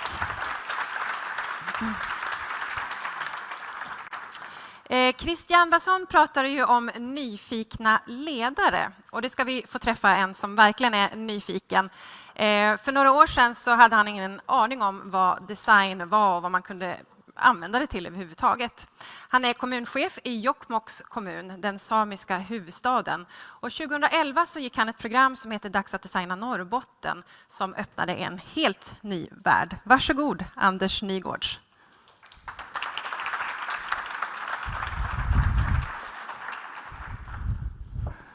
Tack så mycket. Ska vi se, tar vi den. För 23 år sedan så satte jag min fot i Jokkmokk för första gången. Då var jag turist och jag åkte tåg på Inlandsbanan tillsammans med min fru.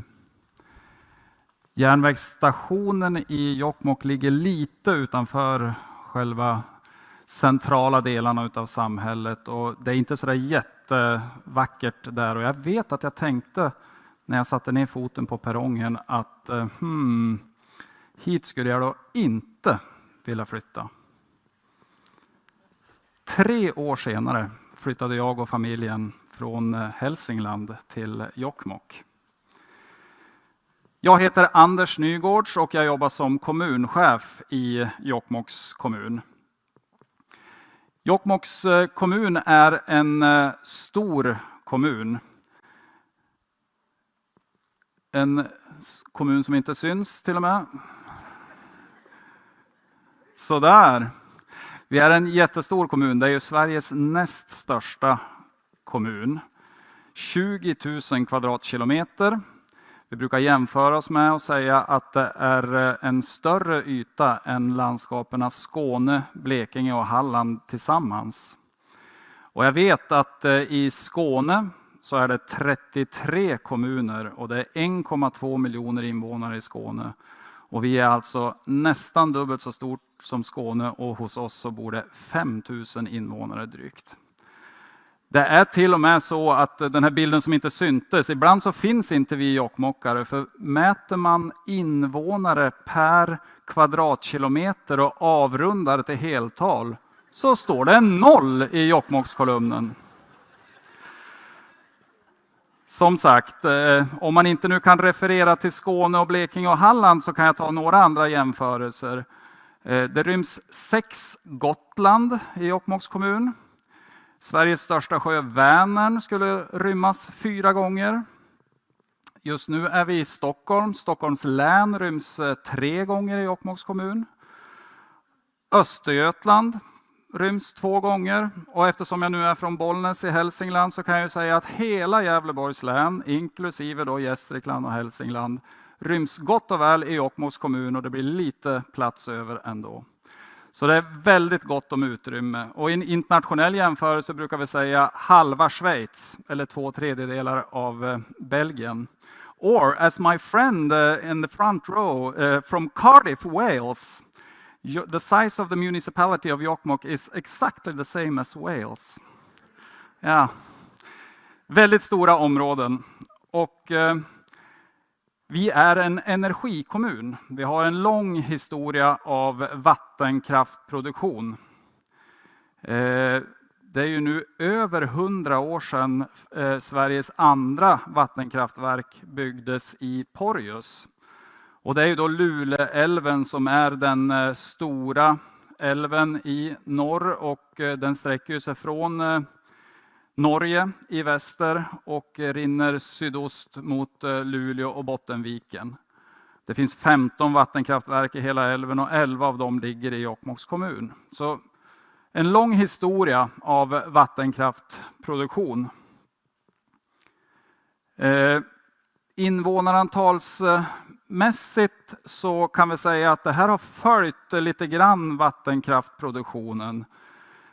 Vi har ju då en historia som är ganska lång. Det har ju funnits bosättningar i flera tusen år, men vi brukar säga att Karl den IX:s beslut om att inrätta marknadsplatser i norra delen av Sverige, det var en start och 1605 fattade han det här beslutet och 1606 så anordnades den första vintermarknaden i Jokkmokk. Och varje år sedan dess så har en marknad hållits i obruten följd, så det är vi väldigt stolta över.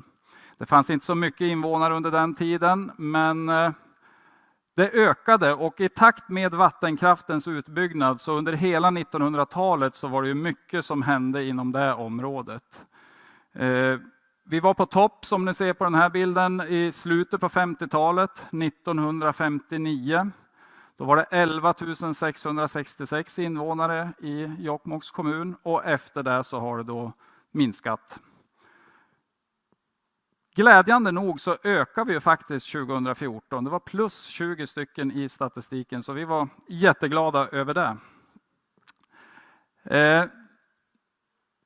När jag var ny som kommunchef, eller egentligen något år efter att jag hade börjat som kommunchef, så fick jag ett telefonsamtal. Jag upplevde det som ett i raden av många säljsamtal. En kvinna ringde och började prata om attraktivitet och design och form och färg. Och vadå? Jag förstod nästan ingenting av vad hon pratade om. Jag var ekonomichef i 13 år och det var debet och kredit som gällde. Och vad har det här med saken att göra? Det var Helena som ringde och som då jobbade på Centec och Luleå tekniska universitet. Man jobbade alltså med ett länsöverskridande projekt som heter Dags att designa Norrbotten, där alla 14 kommuner i Norrbottens län skulle vara med och jobba med de här viktiga frågorna. Helena var en bra säljare, för efter ett tag så lyckades hon ändå övertyga mig om att ja, men vi ska vara med i det här. Vad jag då inte visste var att vi var redan anmälda. Vår kloka utvecklingschef Magdalena Fjellner hade ju redan anmält Jokkmokks kommun. Men Helenas säljargument var ju att ha även då högsta chefen med i det här arbetet rent operativt. För det är ju som sagt väldigt viktigt och väldigt strategiskt att ha höga beslutsfattare med i bilden. Och jag är glad att Helena lyckades övertyga mig om att jag också skulle vara med. Jag har lärt mig jättemycket i det här arbetet. Och framför allt så tycker jag att det var väldigt intressant att vi kunde då jobba över kommungränserna och att vi jobbade tillsammans och besökte varandras kommuner. Och man blir ju lätt hemmablind och ser inte riktigt grässtråna i asfaltkanten för man blir så van och alla skyltar som inte är så där jättevackra och så. Utan det var mycket bra att kunna jobba tillsammans över kommungränserna. Ganska snart så skulle vi då komma till att försöka mejsla ner eller jobba fram en röd tråd för varje kommun. Och för Jokkmokks kommuns del och för Jokkmokk så blev det ju då direkt kopplingen till det samiska.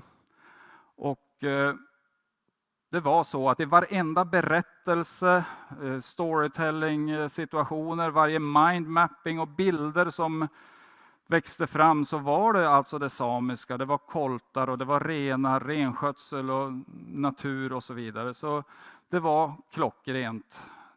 Dessutom så är det ju som så att Jokkmokk i sig är ju ett förhållandevis starkt varumärke. Jokkmokks stavning är ju lite udda. Dubbel-K på 2 ställen är ju inte direkt svenskt utan det kommer ju från det samiska och det i sig gör ju att det är en liten sån här attraktionsgrej. Jokkmokks marknad har jag varit inne på. Vi har ju 40 000 besökare under första veckan i februari varje år och det är ett förhållandevis starkt varumärke. Dessutom så har vi ju då många institutioner i Jokkmokk, samiska institutioner. Många myndigheter och organisationer. Sameslöjdstiftelsen har ju sitt säte i Jokkmokk. Sameskolstyrelsen har sitt huvudkontor och säte i Jokkmokk. Samernas utbildningscenter är en eftergymnasial utbildning som är väldigt stor och har en lång historia i Jokkmokk. Och framförallt kanske Aite, Svenskt fjäll- och samemuseum finns ju i Jokkmokk. Alla de här bitarna gjorde det ganska tydligt att vi då var samisk i vår röda tråd och det var många som upplevde Jokkmokk som den naturliga samiska huvudstaden. Men det syntes ju inte riktigt överallt i samhällsbilden. Det är klart att det fanns goda exempel på snygga byggnader och så vidare. Men bilden som vi hade i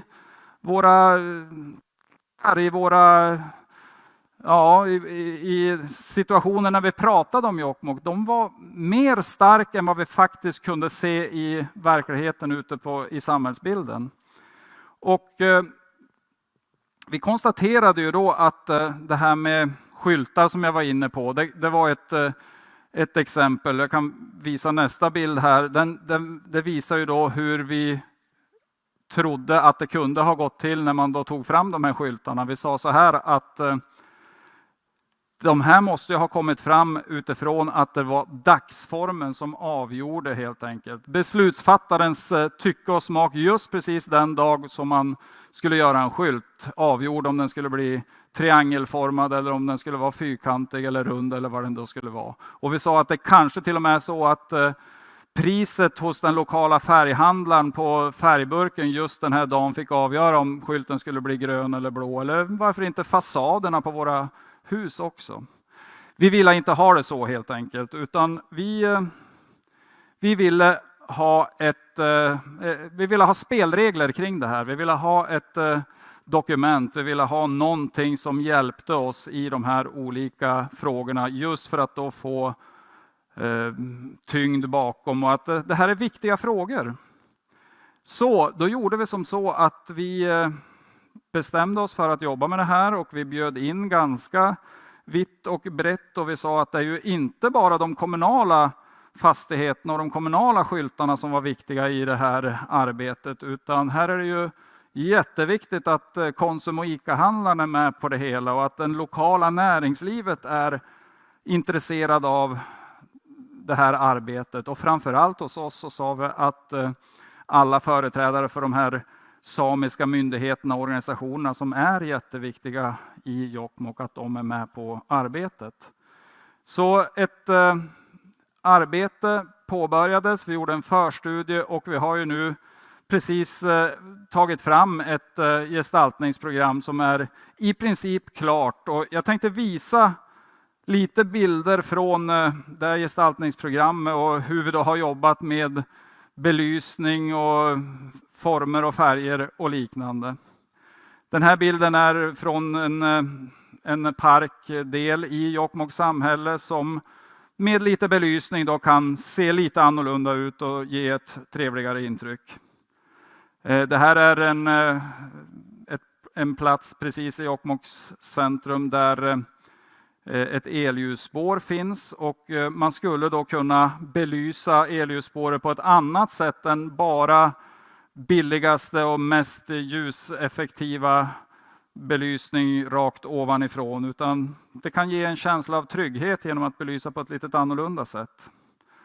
Och för att poängtera att det inte bara är kommunala byggnader och anläggningar så har vi en bild på gamla kyrkan i Jokkmokk som skulle kunna se ut så här med lite belysning. Vi har jobbat med skyltar och det här är då ett exempel på hur ett skyltprogram eller en skylt vid kommungränsen skulle kunna se ut med en liten samisk touch med former, färger, lite rundad skylt, kåta liknande delar. I Jokkmokk så har vi ju vinter ganska stor del av året och jag kan ju säga när jag klev ut ur huset i morse klockan 5 så fick jag skrapa bilen med 10 cm nysnö. Igår hade vi 20 cm nysnö i Jokkmokk. Så det är vinter under lång tid och vi är i ett avlångt land. Och då har vi sagt att även skoterleder kan skyltas upp med den här typen av skyltar. Det finns olika exempel på informationstavlor.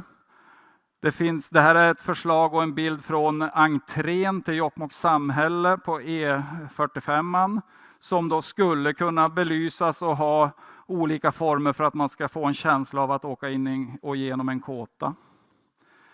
Det här är en bild från en av våra rondeller, cirkulationsplatser. Och här har då Sameslöjdstiftelsen varit väldigt aktiv. Sameslöjdstiftelsen jobbar med ett projekt som heter Samisk design i offentlig miljö. Och här har man då alltså gett ett förslag till att göra en rondell på det här sättet. Och det som är i mitten där, det skulle då symbolisera ett skoband. Och vad är då ett skoband? Jo, det är ju alltså inte skosnören utan det är alltså ett band som vävs och det kanske är 2-3 centimeter brett och ganska långt och så virar man det runt fotleden på de traditionella näbbskorna och att hålla fukt och snö ute. De här skobanden är också då olika beroende på vilket område man kommer ifrån. Så vi har bara 3 rondeller i Jokkmokk så det skulle passa bra med ett nordsamiskt, ett lulesamiskt och ett sydsamiskt skoband. Jag har några bilder till som jag ska visa igenom. Det här är också olika delar. Det här traditionella mönstret kan komma igen på olika platser. Designträdgård ska jag visa 2 bilder på nu. Det är så att vi jobbar med att göra lite andra saker också. Vi har en fjällbotanisk trädgård i Jokkmokk och den är på gång att utvecklas nu och att vi ska jobba ytterligare med att få byggnader och trädgårdar att bli mer levande och mer aktuella. Vi har 2 stycken entreprenörer som jobbar med en hotelletablering också i samma stil. Just det här med natur- och kulturturism kopplat till det samiska. Och vi jobbar med att försöka få en parlamentsbyggnad till Sametinget placerad i Jokkmokk. Mycket spännande frågor. Sápmi Awards. Det är den samiska Nobelfesten som gör att vi lyfter och premierar olika samiska företrädare inom olika delar av olika områden. Det kan vara design och konst och doji. Det kan vara musik, det kan vara mat och det kan vara liknande saker. Mycket spännande. Nu kommer sista bilden. Nordenskiöldsloppet är en storytelling-grej. 1883 genomförde den kända polarforskaren Adolf Erik Nordenskiöld en Grönlandsexpedition, hans andra Grönlandsexpedition. Med sig på resan hade han 2 samer från Jokkmokk. De skulle utforska Grönlandsisen och de åkte 46 mil på 57 timmar och noterade och dokumenterade. När Nordenskiöld kom tillbaka till Sverige var det ingen som trodde på honom. Han blev ifrågasatt. Man kan inte åka så långt på så kort tid. För att leda det här i bevis så arrangerades en skidtävling. Året efter Grönlandsexpeditionen, den 3 april 1884, startade 18 samer och nybyggare från en by utanför Jokkmokk, åkte till Kvikkjokk och tillbaka 22 mil. Nordenskiöld hade sagt så här: det här kommer att gå att genomföra på kortare tid än 1 dygn. Efter 21 timmar och 22 minuter kom Pavalasse Nilsson Torda, en av de 2 samerna från Jokkmokk som var med på Grönlandsexpeditionen. Han korsade mållinjen först och Nordenskiölds heder var återupprättad. Visst är det en fantastisk historia? Jag har med mig lite sådana broschyrer och jag har lagt ut dem här. Ni får ta dem om ni är intresserade av att läsa. Det är lite kul för vi har släppt det här precis nu att den här ska återuppstå. Vi tänker genomföra Nordenskiöldsloppet igen. Den har alltså aldrig genomförts efter 1884 och nu den 2 april 2017 går starten. För 2 månader sedan släppte vi det här på hemsidor och sociala medier. I morse fick jag ett meddelande att nu har 302 personer anmält sig. Förstår ni? Det är ju fantastiskt. Det är värt en applåd. Tack för mig och välkommen till Jokkmokk. Tack så jättemycket, Anders. Tack så mycket. Och vi gör så att ni får haffa Anders i pausen om ni har frågor till honom eller under lunchen. Utan nu måste vi gå vidare. En stark ambassadör och en nyfiken ledare, Anders Nygårds, kommunchef i Jokkmokks kommun. Regeringen har tillsatt ett användningsforum som ska föra en dialog kring tillgänglighet och användbarhet inom IT. Och det här forumet har identifierat väldigt många frågor och en av de viktigaste är att involvera användarna. Varsågod, Andreas Richter.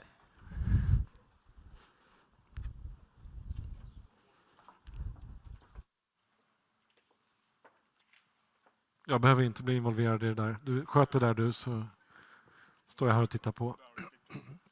Tack. En klicker, ja.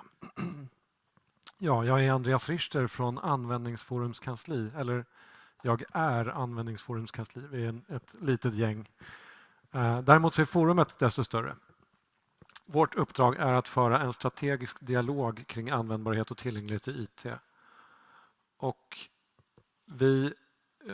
Användningsforum tillsattes 2012 av regeringen och det är ett expertforum om de här frågorna. En formulering ur den digitala agendan som ännu inte har ersatts av en ny agenda, det är att digitala lösningar ska vara så tillgängliga och användbara för alla oavsett funktionsförmåga. Så det här med tillgänglighet är alltså tillgänglighet för personer med funktionsnedsättning. Tillgänglighet och användbarhet möts kan man säga i att göra någonting så användbart för alla är att också möta tillgänglighetskrav. Användningsforum består av 25 ledamöter och de representerar 4 olika delar av samhället. Vi har forskare, civilsamhälle, myndighetsrepresentation och näringsliv. Vi har ett par ledamöter här idag. Eva-Karin som är moderator. Christian Norlin som jobbar på Ericsson till vardags har jag sett någonstans. Ni får räcka upp handen om ni är fler också. Sen ska jag säga, jag sprang på Finn Petrén här på kaffet i morse och du sa ni hade projektet Design för alla runt 2007-2008 där Användningsforum pekades ut som ett strategiskt viktigt initiativ. Så det kanske är er vi har att tacka för det här. I uppdraget så har vi syftet att peka på konkreta förutsättningar för användbarhet och tillgänglighet och visa hur det kan implementeras. Så att vi bör vara så praktiska som möjligt samtidigt som det ska vara strategiskt. Så det är ett möte där, en balans som är lite svår att hålla ibland. Vi ska föra en kontinuerlig dialog om tillgänglighet och användbarhet som en kvalitetsaspekt av IT.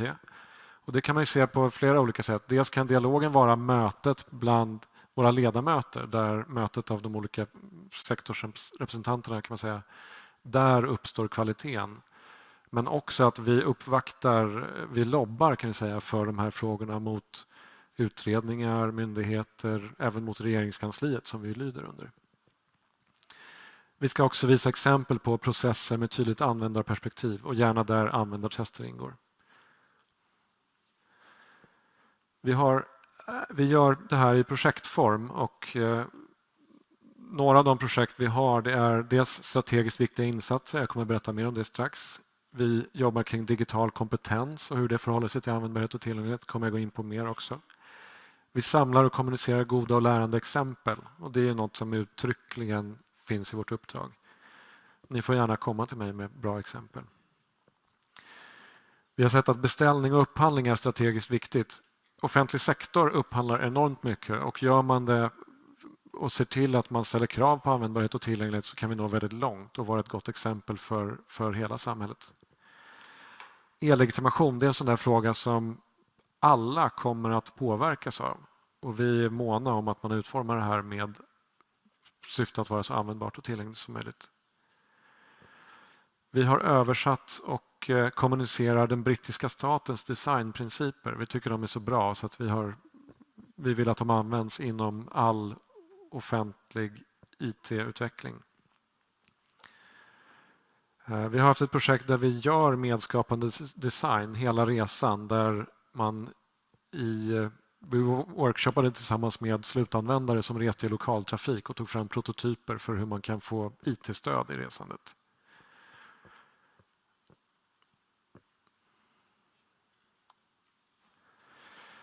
Jag nämnde strategiskt viktiga insatser och det var något som när jag tillträdde i Användningsforum kan jag tillägga, jag har inte varit med sedan starten 2012 utan jag började förra våren och då insåg jag att det här är ett forum, det är mycket kreativ dialog men jag vill också veta vad tycker man var för sig, de här 25 ledamöterna, för det är lätt att man sitter i ett rum och så blir det ganska enhetligt och de som talar mest märks mest.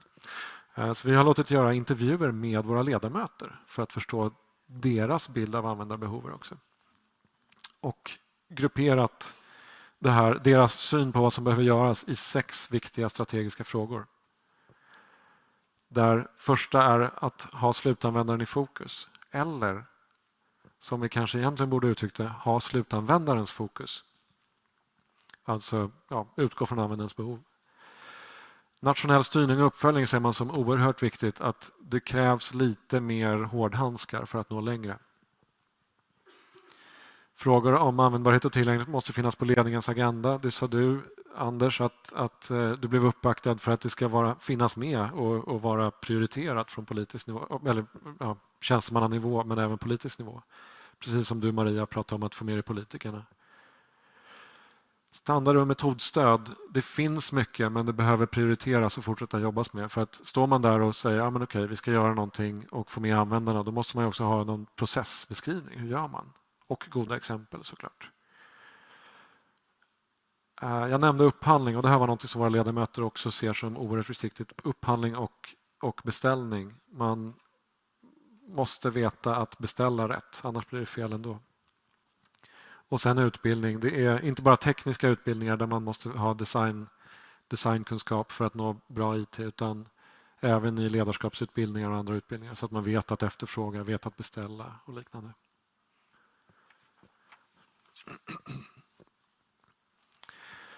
Vi har parallellt med det här så jobbade vi kring digital kompetens och det har att göra med att Användningsforums kansli där jag sitter integrerades i digitaliseringskommissionens kansli förra våren.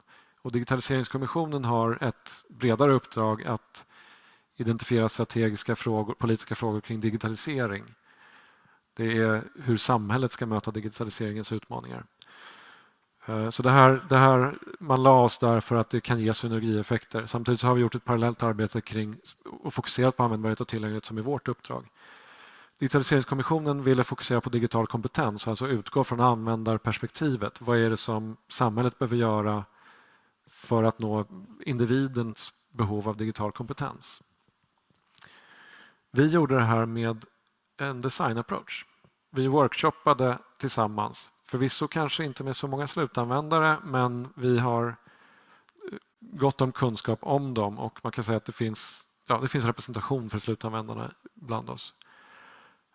Och målet var just att fånga individperspektiv genom att måla upp scenarier hur en slutanvändares vardag kan se ut och var man möter det digitala i vardagen.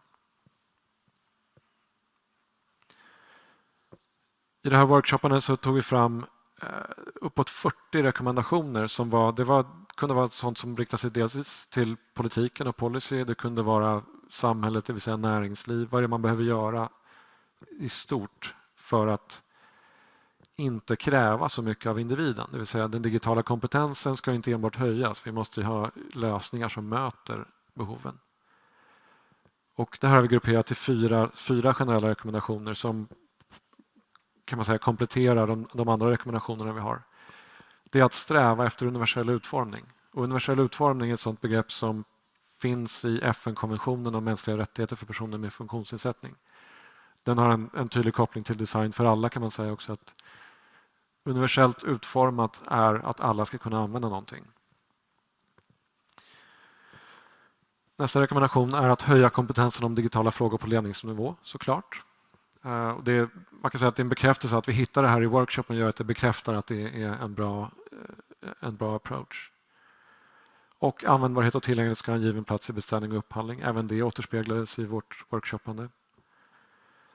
Samt att vi bör stimulera en höjning av privatpersoners digitala kompetens.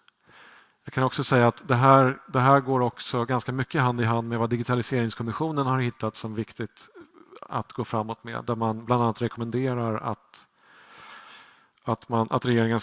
regeringen och kommunerna ska satsa på digitala e-servicecenter för att höja individers digitala kompetens. Och det var inte bara för att jag sa åt mina kollegor att fokusera på det som det blev så.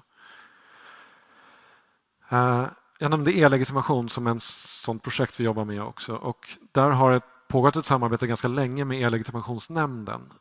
Det står ganska mycket i media emellanåt om e-legitimation. Och många av oss använder idag kanske BankID eller mobilt BankID som är en typ av e-legitimation. Myndigheterna, e-legitimationsnämnden som är en myndighet, de jobbar för att sätta upp ett regelverk för hur man ska göra från nästa års halvårsskifte. För då måste man ersätta regelverket kring BankID och förmodligen kommer allting se precis likadant ut men det är mycket jobb för att nå dit. Resultatet av vårt samarbete kan man säga det är att man har uttalade krav på användbarhet för den som ska utfärda e-legitimation. En utfärdare idag är till exempel BankID-föreningen, de gör mobilt BankID.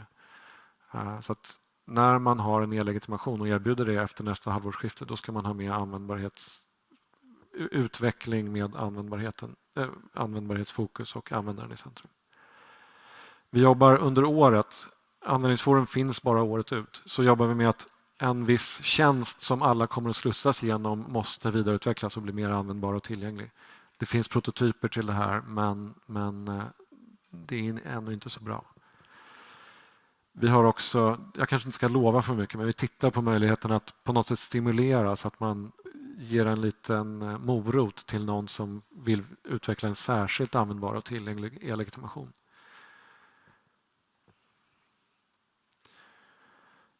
Jag har nämnt några rapporter. Vi har rapporten om digital kompetens som är de rekommendationer och det arbetssätt kring digital kompetens som vi jobbade med. Det finns på vår webb.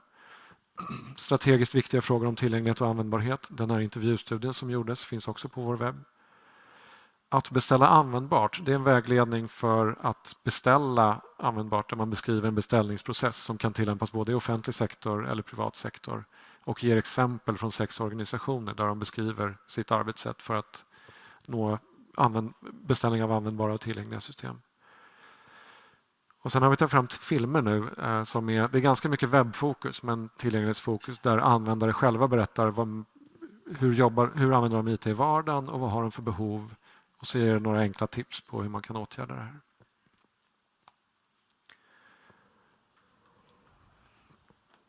Kontakta oss gärna, kolla in på vår webb, följ oss på Twitter och Facebook. Tack så jättemycket, Andreas Richter. Tack. Och Andreas kommer vara med i vår panel i eftermiddag. Så har ni frågor till Andreas så ställ dem gärna då eller nu också under lunchen. Så vi tar inga frågor nu, Andreas. För er som inte kollar in på webben på en gång så har jag några tryckta exemplar, utskrivna exemplar av rapporten också. Så kom bara och fråga. Super, tack. Men innan jag släpper iväg er på lunch, lugna er, så ska ni få träffa en tjej som började skriva poesi när hon var 13 år. Nu är hon 20 och sen hon tog studenten förra året så har hon jobbat heltid som estradpoet. Hon är med i ett poetiskt nätverk här i Stockholm som heter Revolution Poetry. Har ni stött på dem någon gång? De startade 2009 för att lyfta fram röster ifrån Stockholm och Sverige som inte så ofta hörs inom kulturlivet. Varsågod, Jodit ger mig. Ge henne en varm applåd.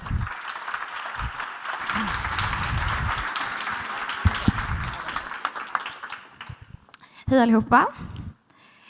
Jag heter Jodit Gurmai och jag ska köra 2 texter för er, 2 dikter. Och jag ska börja med en på engelska som jag skrev för några år sedan nu, men den är fortfarande aktuell och den handlar om segregation. Den heter 20 minutes of traveling. Today, I met a woman on the train and she told me that the deeper into the tunnel, the darker the people's faces. And so we traveled the roads of racial codes, obvious secrets and silent signs, muted thoughts and hushed minds. This is the road of our lives.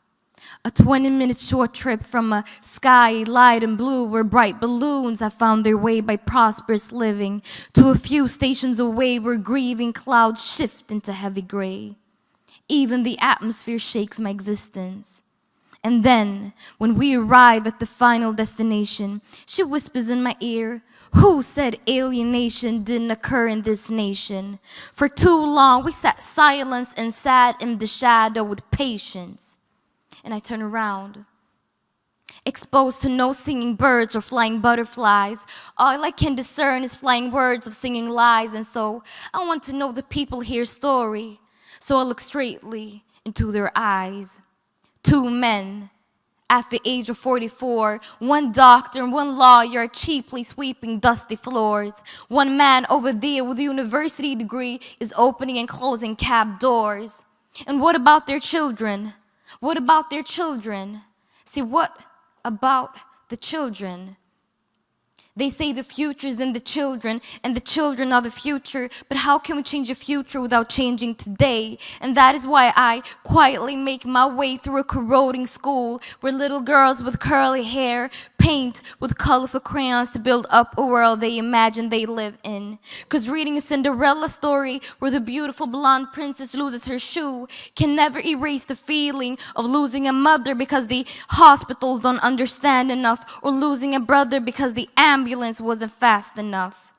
Maybe colors her only option to paint her way out of the common misery found in this place. And the only one who screams open words and demands some change is the woman I today met on the train, the track rolling inside my brain.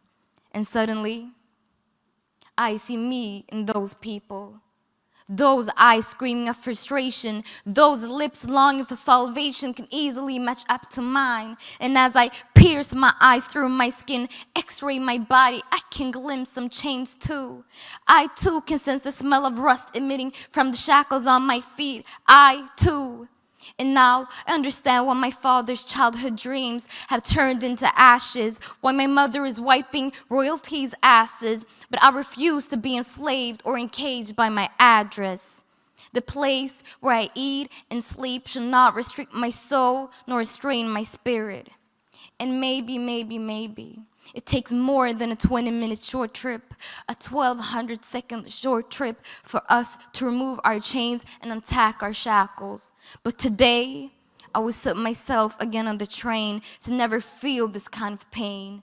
Because I refuse to be stuck in this place. I refuse to be stuck in this home, stuck in this place, stuck in this home, stuck in this home. This is Stockholm. Tack så mycket.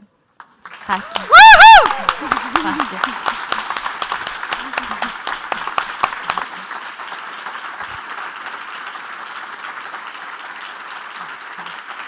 Tack så hemskt mycket. Och nu ska vi köra på svenska, på ändra språk sådär. Och det här är en text som är dedikerad till min mamma och den heter Glamour. Så gå in i turfe. Namn som nekas vid dörrar. Namn som filtreras bort. Namn som placeras där borta, där ute, där nere i mänsklighetens botten. Namn. Så gå in i turfe. Mönstrets slavar. Statistikens offer. Det finns ingen glamour att vara låst bakom sitt namn, bakom sin brunbrända hy eller allt för krulliga hår. Ingenting. Ingen glamour i att 7 pers tvingas tränga sin fulfyra i Farsta. Ingen glamour i att arkitekters händer rör sig i monotona rörelser. Ingen glamour i nedlagda skolor. Det finns ingen glamour. Ingen glamour. Om jag bodde på denna plats för att kunna ropa Kamelechi, där han då skulle lika gärna kunna flytta till Etiopien. Det argumentet håller inte för 5 öre. För jag vill bo på en välmående plats, en stark plats, en plats där platsens kassa inte ekar tom. Inga jävla rabattkuponger från mitt i tidningar, 3 för 10 skyltar inne på Vivo, stanken av misär som attackerar den så fort man kommer in. Snälla, jag behöver mer än ingenting. Jag vill bo på en bättre plats än ingenstans.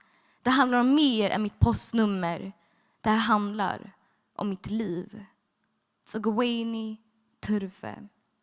I min familj finns inga investeringar i aktier. Inga weekendresor till New York. Inga landställen på somrarna. Inga segelbåtsturer. Inga skidresor. Ingenting. Ingen glamour där jag bor. Ingen glamour där jag bor. Det finns ingen glamour där vi bor. Bara en svart, ensamstående, 5-barnsmammas kamp. Och allt börjar med hennes namn. Tack så mycket. Tack.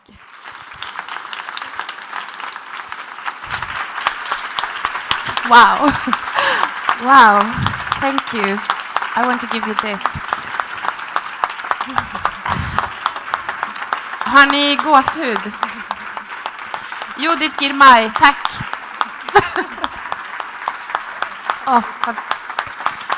Wow. Ja, hur kommer man på efter det här? Det är fantastiskt. People Powered Future. Behåll den här känslan. Och jättetöntigt, men i era små namnlappar där finns det några prickar. Och Judith pratade om färger och vi pratade om People Powered Future-färger. Ni har fått 3 prickar var. En svart, en vit och en grön. Där borta ser ni People Powered Future-kartan. Gå gärna dit idag och berätta. Grönt, det här jobbar jag med. Här identifierar jag mig. Vitt, jag vill jättegärna lära mig mera. Eller svart, jag vill jättegärna bidra med att lära någon annan om det här området. För er som vill följa People Powered Future så finns det en LinkedIn-grupp och också använda hashtaggen PPF design. Glöm inte att nominera er till micken.